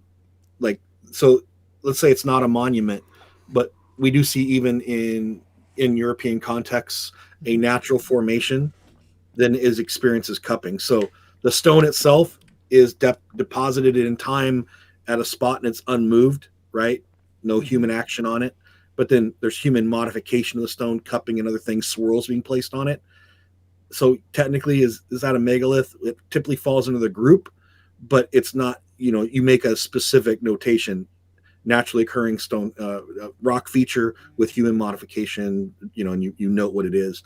But even so just because it looks like that doesn't mean people brought those stones here, even if subsequently some people did cup there. Again, it's a lot of nuanced in studies, and I'm not even saying that these are cups, because we'd have to study them a little closer, but they could be. Yeah, could be natural erosion too, though. So. Right, exactly right. Mm-hmm. It's incredible. It makes me imagine a time where ancient Canada could have been a place of megalithic stone castles right out of a fairy tale. Such a mysterious and magical feeling about it. But what are the oldest castles in Europe? Do you have any idea? Let's define what we mean by castle. Are we talking castle in a medieval context? Are we talking like Roma, a fortified Roman castra, right? Like right? Yeah, are we talking about generous, like Mycenaean and Minoan citadels, right? Yeah. Like fortified residence houses, big like basically we see Bronze Age definitely, but we may have some early definitely Bronze Age. I don't want to say beyond that, but there may be some indicators that it actually is very late Neolithic, where we start seeing some structures that hill forts. Well, right, things like that. Like if we have a stone wall around where we live and everything inside's made of wood, but this outer fortification is stone and maybe some wood, right? Like, is that a castle? Well, it depends how loosely you want to define castle, but definitely by, depending on where you are in the Mediterranean, 1500, 2000 BCE, we start seeing things that are indicative of what we consider, fortifications involving serious stone construction or modification movement. But when we're talking about Canadian castles, there's generally not considered to be any Canadian castles until. I don't know if there's any castles in Canada. There's some forts in Canada, and I think there's definitely a lot of indigenous communities that built stone structures, used stone for construction. But I mean, castle's kind of a European concept, in my opinion. Yeah. Well, and this it gives you overarching civilization before the big mud flood. Fortified houses. Okay. Yeah. Then they're all over the world. If that is the case, you really got to wonder what happened here and when. And really what happened at all these ancient sites around the world, where it seems almost as if just overnight an entire world full of people just disappeared, leaving almost no trace that I don't think it seems like that at all, but that's my opinion. No. were ever here.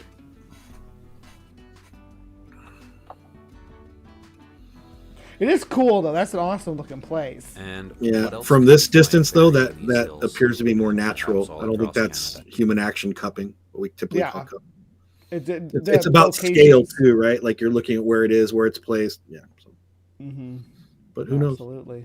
I'd have to get a closer look. I'm not there. I think this is claiming that's like a remnants of a hill fort, maybe. I don't know if that's what the claim is. This next place, I know that John Levi has showed before on his channel, but I just thought I would share it again because it's so cool and interesting looking. It's located on an island in a provincial park on Lake Winnipeg. Yeah. I'm sure it's a glacial park, right? Like I would love to see like the geological, what the Canadians say. This park sits on, and then talks about all the geological information, because I'm sure the geologists are like, it's going to account for whatever he's about to show us, I'm sure. Yeah. And it's this huge site in a swamp just off the highway with all these shapes and patterns that appear to be sticking up out of the swamp. And these things that remind me of a bike chain or something, making me wonder if this could be the remains of some sort of massive machine. Man, this is a total display of pattern seeking. Whatever. Yeah, this is part of the human cognitive process on display. This is, even where it may not be apparent, this is pattern seeking. Like, and I will tell you, I've done this shit myself. And you have to, if you're an investigator, you gotta be on your guard for this shit. You're like, well, it just, and so Bunnies in the clouds is what it is. Right, yeah. Right. So. Yeah. Whatever it is, it's. Go ahead. I was gonna say you should make some bug analogy for it. Your bug analogy. I have to mold that around in the certainly an interesting looking area. It would be cool to go there and take a closer look to better understand what this place is all about. Well, I think you'd probably do that before I'd share it, is what I'd probably do. But... I would do a lot of searching and a lot of reading before I shared it. Of that chain-looking pattern I was talking. But that's not how these forbidden archaeology people work. Nope. It's claim first, and then look for evidence to support your claim. Talking about, which you can find in a few areas around here. A giant machine with chains that cover acres and acres. Screenshots I took on the other side of this. Like, he doesn't understand that physics is not going to work the same on that scale. Like, a chain's not going to rotate around wheels the same at with each link is the size of a football field. I don't know what they think sometimes. Physics I really don't. Is same lake. And it looks to me like an old stone wall or foundation or something. Could be. That's been destroyed a long time ago. Now this next site in Nova Scotia, I believe, is some of the most solid evidence we have from megalithic builders in Canada. Here we go. This is the one. I wanted to make sure we got this in at least. Here's our dolmens. Just if there's a rock with little rocks underneath it, it's a cairn, right? It's a dolmen. And for the following photos, I'd like to give credit to Herbert Eisengruber. You can go check out this website, which I will leave a link for down below. It has descriptions and pictures of all his finds in Nova Scotia, as well as GPS locations and the story of how he found the sites. In total, there are 6. He didn't find the sites, I don't think. I think he made the sites. I think he decided he looked for... He found these features and then attributed them human action. Right, yes. And this is lovely, though. This is right up your alley, right? Look at this stuff. Do any of these look... No. Has anything from this scroll that he's shown us here? No. I mean, so... I'm not asking you to make a claim about them, just on first glance. First glance, I'm skeptical. But without ground truthing it, without excavation, you can't determine yes or no. And even excavation may not give us all the evidence we need. But I can tell you that these structures like this are often natural. So there are natural explanations for everything that we're seeing here. In natural erosive processes, glaciation, this all makes sense, right? So he can't say any more definitively that it isn't, but he's saying it's definitely humans. And it doesn't, to me, it doesn't meet the general criteria that we see among other megalithic groups that I've studied, right? Like, again, I can only comment about the cultural groups I've studied in European society. Well, again, more in the British Isles, but I have studied some of them in Malta and in Greece as well, in Spain, for comparative purposes. But these are not indicative of what we see. Is because, again, their conspiracy is these are all the same cultural people, right? Like building. This is a pre-flood. Right. Globe spanning culture, and that this is proof that the same people that built the dolmens and cairns that you've studied, that they existed in North America. And I don't think that these look like what you'd expect if that were true from the same group of people. I'm not saying that someone couldn't. I think these look natural, and I'm not saying that somebody couldn't take this natural formation and say, you know what, that's a wonderful place to bury Granny at, and put dig it out underneath, and which would complicate the investigation, right? Which we do see this, right? Like, it's not just because something looks natural entirety doesn't mean that it didn't have significant ritual function by adopted use, right? Like, you see something really awesome and you realize, well, the gods are obviously there, or the spirits, whatever your religious framework is, and then you come in and you start doing worship there. So when someone untrained comes in and they see burials, they're like, well, they must have built the rock stuff too. Well, maybe. Let's figure it out. Why are we seeing all the graves are exterior to what you believe to be the human built monument rather than interior, right? Like, you can start working through it and coming up with some reasonable explanations, some working hypotheses, and ultimately, a lot of archaeology is just highly, some of it's speculation, some of it's, the good thing is if the evidence points you in the direction, then as long as your conclusion's reasonable, usually it's generally accepted. Mm-hmm. All right. We'll let him wrap this up. It's got about 3 minutes dolmens, left. Which are these large elevated stones on stone platforms. He also found what clearly appear to be stone walls and even a square hole in the ground looking like an entrance to an underground structure, as well as some other scattered stones that appear to have been shaped and marked by tools of some sort. And of course, what were they supposed to be shaped like? When I look at these, I don't see what they're going for. If they're going for a shape, right? Yeah. Again, where we're at in the ancient world, right? Mm-hmm. Sometimes there was quite a bit of working, and sometimes it was so we don't see a lot of modification. Sometimes the stones were selected because they were close enough to what we need anyway, right?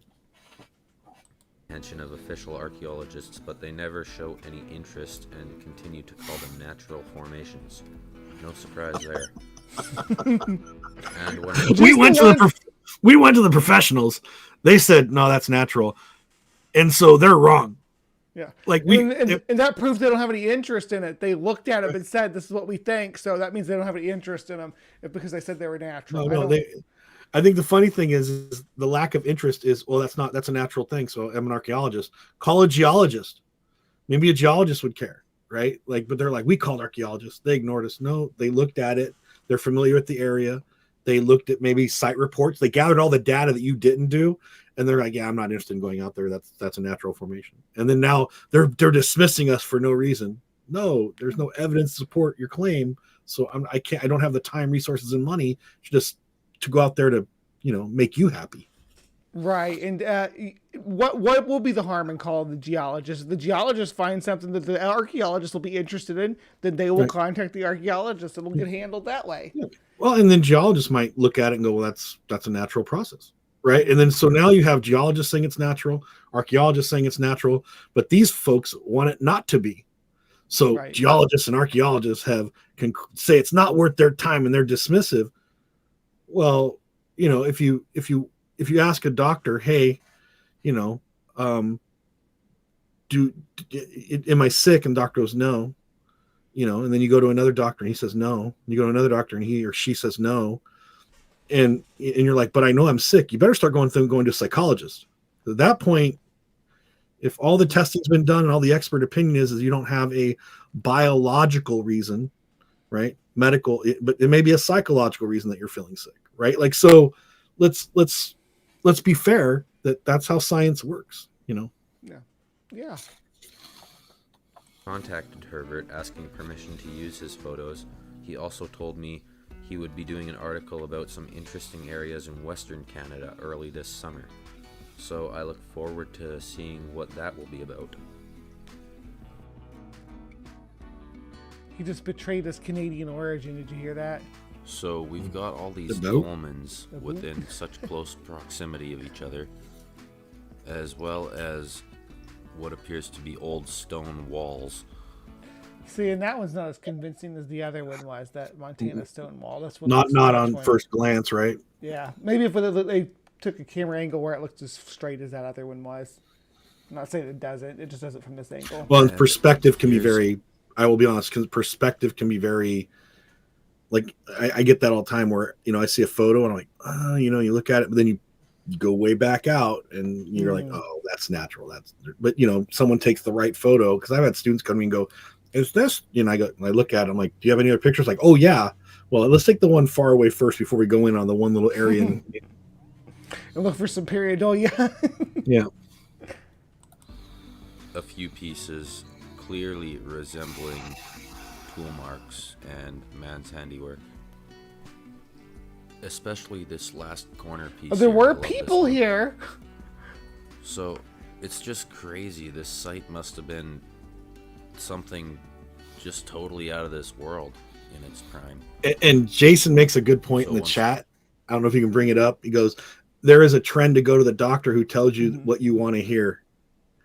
That is a very true thing. And they often sell homeopathic solutions. This is what's happening to those people, even in earth sciences and in archaeology, who are going, quote unquote, with the woo, because there's money in the woo. There really is. There are, I've known a few very good but very ethical archaeologists who've been approached by people that want them to kind of support a less than credible position, but it would be very financially beneficial to them. Now, I know a couple of them have passed. I'm not going to use any names, but I later see that book published by someone else. So you're going down the list to check names of people that will kind of put their name behind your crazy bullshit till you get to someone that is willing to push their crazy bullshit. And the bad thing is that brings disrepute upon the entire fucking field. And it happens. Yeah. So and then they give them a full show, like what they've done with Graham Hancock. I don't know if you've noticed that's and there's put out. Well,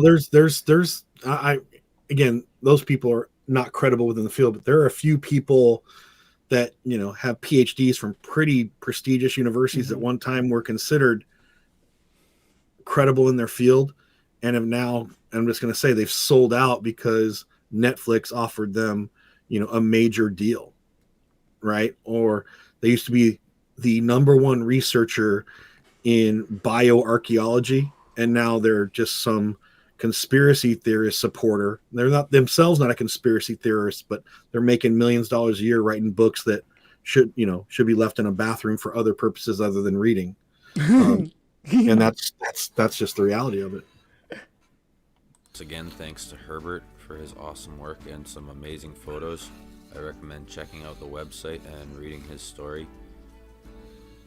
Now, here's another recent discovery that I just happened to stumble. I think a lot of the problem exists because people don't believe right angles exist in nature. I think it's fair. Upon. Or natural stacking doesn't occur after erosion, right? Yeah. I blame in the Pacific Northwest. I blame every once in a while. I'll have a student ask me in class. They'll be like, "Hey, Professor Lowinger, do you have a explanation for this?" And it's a rock in a tree, like a round boulder set up on top of a topped tree. And I'm like, yeah, 50 years ago, some loggers did that. It's very common to drive around the Pacific Northwest where trees have been topped and a rock stuck on top of them. And what it is guys with the tractor just put them up there. And it's all over the place. Sometimes they're short and lower to the ground, but if you've never seen it before because you move in from Seattle and you're not in an area where there's a lot of logging going on, you're like, wow, every once in a while there's just there's a tree with a round boulder stuck on top of it. Well, loggers do this to entertain themselves. I mean, it's what they do. I've actually watched them in real time do it, and then gone over and go, can you not do that? Because I'm going to get a call on that later. Like, I'm working as a professional archaeologist. And they're like, oh, why? It's kind of fun. I'm like, no, because I'm going to get a call because you stuck a boulder in a tree. Stick a boulder in a tree. People are like, ancient aliens, right? Yep. I get too into it, but I had to at least share this photo. And of course, I will leave a link to the video where you can learn more about it. But this video was posted a few months ago by a guy in Eastern Canada who found some strange rock formation. Now that looks like that may be a real what they call Indian mounds here in the Mississippi Valley, but I can't say for sure, but that's what they look like, the ones that are here. And again, we have to investigate. Not familiar enough with the area, haven't read the literature. Has anybody else been out there? Has there been any, what's the geological record based on the region? Like, do we have a lot of upturning? Like there's a lot, there's a lot of stuff that explains some of this stuff. Who lived here when and how long? Nations and circles on his land, as well as this pyramid-like structure made of piled up white quartz. So I thought that was worth sharing. And I'm just going to finish this video off with which, again, would be totally possible. Like, the selection of certain colored rocks and stones in preference to others put into a pile in a determined manner, right? And then kind of falling off at a natural angle, right, for deposition. You can how you pile stuff and how it naturally deposits if you're just putting it on top of the other. Like, it doesn't mean that it's not possible. So, but let's investigate it. When it comes to what constitutes a pyramid, let's not even do that. We're not going to do that. We're not going to get in the mound versus pyramid stuff on this. Okay. Because the Egyptologists will yell at me. The people of First Nation studies will yell at me because I'll make neither of them happy. Okay. I'm just telling you, there is some. There's mound builders. There's definitely some discussion, and some of it has to do with some ethnocentric attitudes in Europe. So the literature is working itself out right now.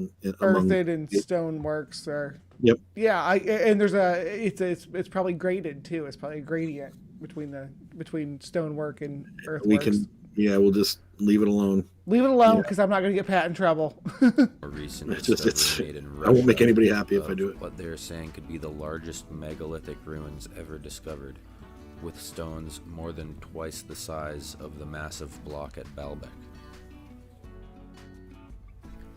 So I hope this video was as exciting for you as making it was for me.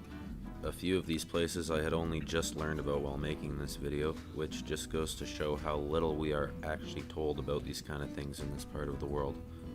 Seeing This looks as it very doesn't fit natural the to me, official but that's history, the just- mainstream tends to Yeah, avoid these are controversial if these are his topics, examples. These are leaving really it bad up to us examples. I amateur mean, researchers. That's cool looking.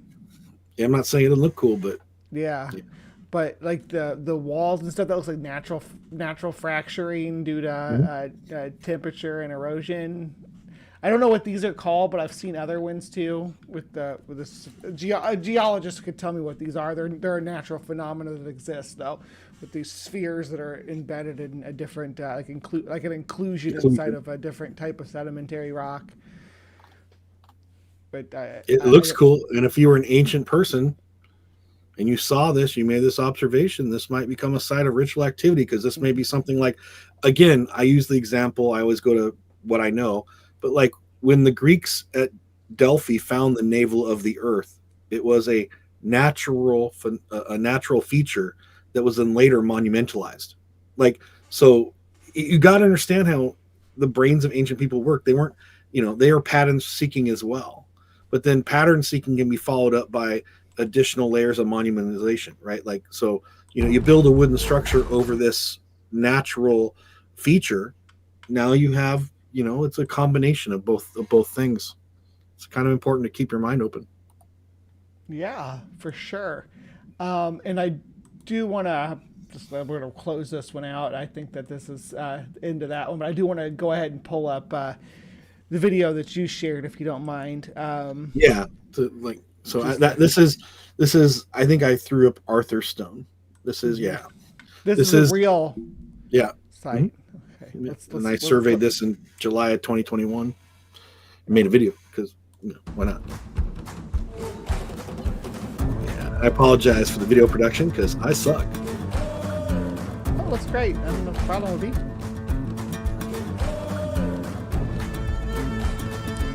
The site is commonly known as Arthur's Stone, is in fact a Neolithic chamber tomb believed to have been constructed between 3,750 and 3,250 BCE. The site's name arose from the later legends which associate it with King Arthur.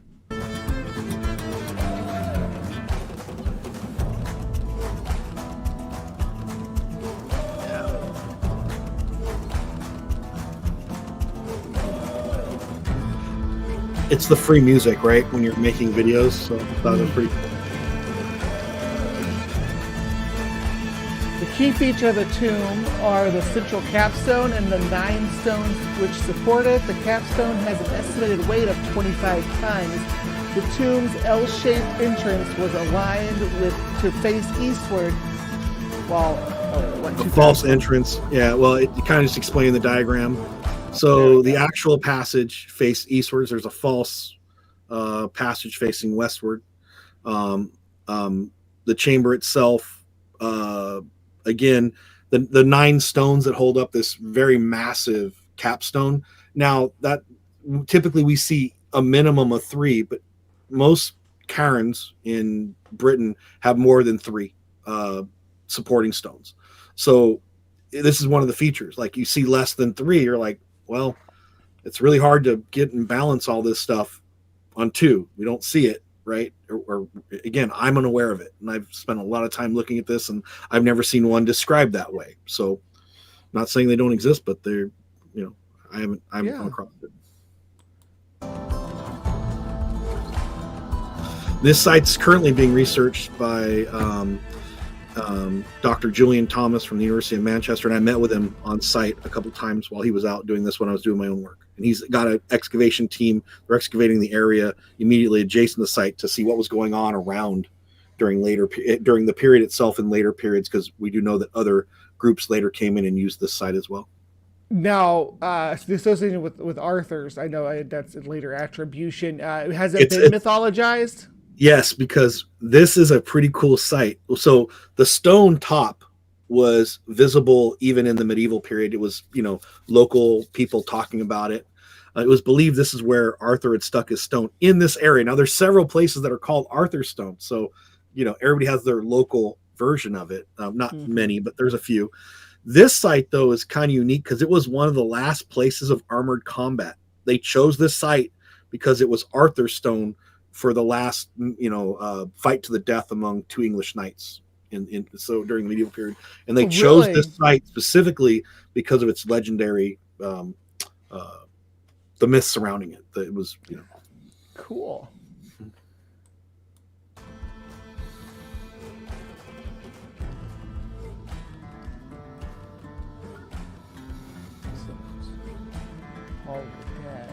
Mm-hmm. So that's the other thing we look for are others, right? Other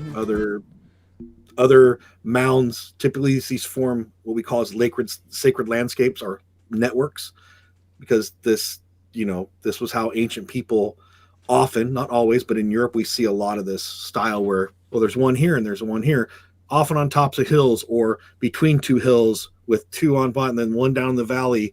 Right, like we see these things, and they typically have geospatial references to each other that are kind of indicative. Oh.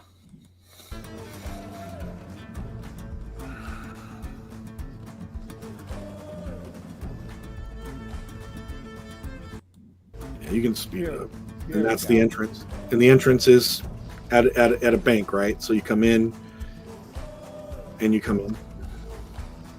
That's the entrance right there. Yep. And this is so cool. The stone broke. Again, that's one thing is these stones are typically selected for overall area, and they tend to be thinner. Not always, but then they break in action. There's other effects, and that's the false door. Now, a false door, there's a lot of why did tomb structures have false doors? One, it's believed that it was to prevent robbery.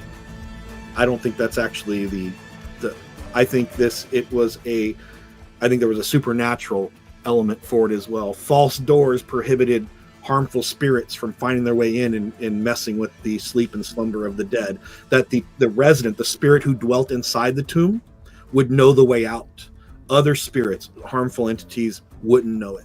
So yes, it may have been served a practical purpose, but I don't think the practical purpose is the primary purpose. I think the primary purpose was supernatural. Again, and then there's literature. There's a lot of burial culture stuff that's similar to that. I can see that, like covering all the mirrors, like they used to do in Victorian England, as something to draw correlation, just to make sure that the dead didn't get stuck inside the home or whatever, the mirrors and things like that. So yeah, it definitely does. That makes sense to me. Of course, I'm a layperson, so. Also, it's C.S. Lewis. The stone table in the Narnia Chronicles was Arthur's stone. This monument was his inspiration. He wrote about it in his notes. So this just tells you how it affects, even this side affected modern literature. Right? Was the capstone broken originally? It wasn't broken in a ritual act. It appears to, the geologists tell us that when it was settled, settling, there was a lot of earth placed on top of it, and it appears to have broken through natural process. It wasn't broken through mechanical processes involving human activity. It appears to have been naturally mechanical, right? But it was there's no document of it prior to it being broken, though. Right. Mm-hmm. Okay. Yeah. It was found broken by the team that excavated it. Was it buried? Did they dig it out? Mm-hmm. Okay, who was inside? These were covered in earth, and sometimes the capstone was the only visible feature, and then the entrance. There was more dirt there in quote unquote the ancient times. Okay. The walls, the sides, you wouldn't have been able to see inside it. It would have been like a hollow inside. Yes, and that's where the inside that, when you look in, that if you're looking back in that central area, that's where the deposition of human remains was. Like if you look right back into that little V, in there was one or more sets, and it's more than one set of human remains were interned inside. Interesting. This is really cool. Thank you for sharing this. This is a great palate cleanser for all the woo-woo cards and stuff that we've looked at tonight. Yeah. And this is what Dr. Thomas was investigating in 2021 when I met with him. He's like, oh, by the way, the last team that excavated this, they missed the boundary. They made it too small. They thought the stones were smaller, and this is the wall outside. He's like, all this area here there was activity going on well exterior to the site, which means that the stone mound itself should have been like where they drew out, the archaeologists originally drew it off. They just didn't they didn't they didn't realize that it was much more extensive than it was. And so now they're going to have to go to English Heritage to give them way more acreage, because it's like, oh, by the way, there's stuff there and there's stuff there. And we found some ceramic pottery that is ritualistic in nature over here. It looks like they were depositing votives over there. So it was the original team kind of focused too much on the mound and not some of the exterior area, which now they're realizing it was a much larger, not the mound itself, but the area that was used for ritual activity. Yeah, you get regular updates about these stuff in your emails, don't you? About these projects and I do. Well, so I mean, so Dr. Thomas and I we correspond, because I'm doing things in. Again, Dr. Thomas is kind of, for me, he's a heavy hitter, because the work he does at Manchester is now he is a Neolithicist. He's kind of changed, but he was originally a Romancist, which he studied a lot of the Roman sites. So he is able to, in some ways, he's doing some work similar to what I'm doing. He's trying to figure out how are these sites reused by other people, and he's taking a different geographical area and maybe a little different construction than I am in researching it. But so I'm talking to him as often as I can about data that we're sharing, or just like, hey, dude, what do you think? Like, I have no idea. And he goes, calm down, cool your jets. This probably this. You might want to look at this. I get a lot.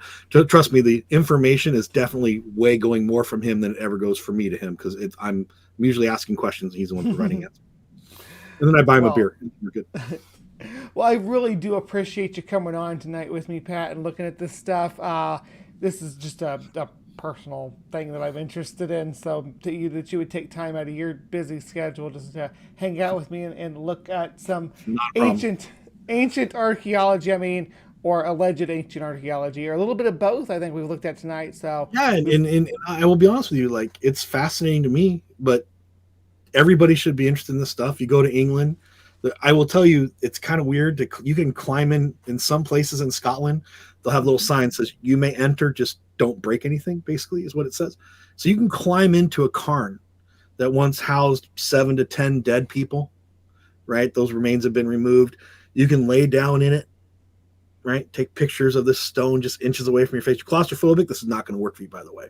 But you can get a feel. Like, I'm in there and I'm taking measurements, right? So I'm doing, but I sometimes, I get there and sometimes I'll find a bouquet of flowers laying at the entrance to an ancient tomb. And I've come upon people doing this, and I very politely asked them, like, hey, can you explain to me why you're doing that? Like, well, and it's very nice people. And the couple I'm referencing was a Scottish couple. Like, well, we're trying to keep the ancestors happy. And whenever we come up, we bring them flowers. And you're like, and there's just two nice older people who've lived there their entire lives. And, I'm not going to say they're into the woo, but they're just, it's a cultural thing for them. It's like, well, our parents did it once in a while, and we do it. We live down the road, and this is the cairn that we can see every day when we drive to our house. And every once in a while, once a year or something, we come up here and leave flowers. I'm like, okay, just a cool cultural tradition. That's yeah. Mm-hmm. I wonder if there's people that are still going to carry that on into the new generations now that people are moving away from that a little bit. I don't know. The New Age movement is pretty popular in the UK right now. I don't want to call it resurgent, and I know you're tired, but just 2 seconds. I think there's some indicators to think that it's actually more than it used to be. There seemed to have been a decline between like 1990 and 2010. In the last 10, 15 years or so, there has been a resurgence as the neo-pagan revivalist movement has kind of continued to pick up some steam in the UK. And alternate forms of religious expression are becoming more normalized. Basically, I'm spiritual, I'm not religious. A lot of these ancient sites are now becoming the loci of that activity, not a church. But they're going like, I'm not going to go to church, but I'm going to go to Stonehenge, right? I'm going to make an annual pilgrimage there and go see it so I can stand among the ancients, right? So we're seeing actually probably more of that than we did 20 years ago. Again, this is part of my research as well. But I can tell you in Cornwall, it appears to be resurgent. There's more people doing it now. There was really big in the 70s. In the 70s, like, and that's when people were walking up and chipping shit off stuff and like really fucking stuff up. Vandalizing, yeah. Right. But now there seems to be a period where that declined and now it's coming back up again. Or do you think the new wave of this, that they're being more respectful to the sites? Oh, definitely. There's a lot more, I'm going to say, cautious optimism about preservation among, younger people today. I can tell you, like, there's typically 3 groups of people that I meet. Like, I'm being very stereotypical. There are new ageists who are kind of older, kind of came out of that 70s movement, who are still, that's their frame of reference. There's the more my age revivalists and some younger people that are part of this Celtic revivalist, if you want to call them earth magic. I was actually into that from like and 99 to about 2007. So yeah, I'm with you. Go ahead. And there's another group of, and I'm going to say they tend to be much younger, like high school and early college, who kind of are the spiritual, not religious, kind of like universalists. Like they're, and I don't want to call them new ages because they're just about like, we don't know, but this is obviously really cool. Like they're loosely deist in their worldview. Now, some of them are pagans, but some are just like loosely deist. And they're like, well, obviously this site's important. Like, why? Well, look at it. I'm like, okay, that's your explanation. Perfect. Let me make some notes. Yeah, I mean, if that helps people to want to maintain these sites and for future generations, that's I'll call that a win. All right, do you have anything coming up that you want to give a quick plug to? Nothing at all. No, I'm just getting ready for spending my summer excavating. So, and I will be going again. I have like 14 sites I have to survey this coming summer that I missed out of the 120 so sites that I've done, that I have to get done. So when I'm probably done with my survey, I'll do about 150, 160 megalithic sites, and some of them I have to resurvey again. So because I messed something up or I forgot something. It happened. Well, it's fascinating that you get to go out there and do that, and you get to spend your time in the field with your hands in this research. It's we're grateful to have you in the community to kind of bring this to us. And this is my jam.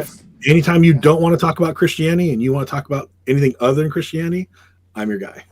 Yeah. Well, I like to talk about all the woo stuff. Everybody who comes to the Hive knows that we're not going to just stick to the Abrahamic stuff. We like to go all over the place. We were talking about alleged ancient lizard symbolism for lizard people and whatnot this morning. So it goes all over the place. Well, again, I really appreciate you coming in. I thank you for giving me your time. I'm glad you had to have a good couple of glasses of wine in before you came in.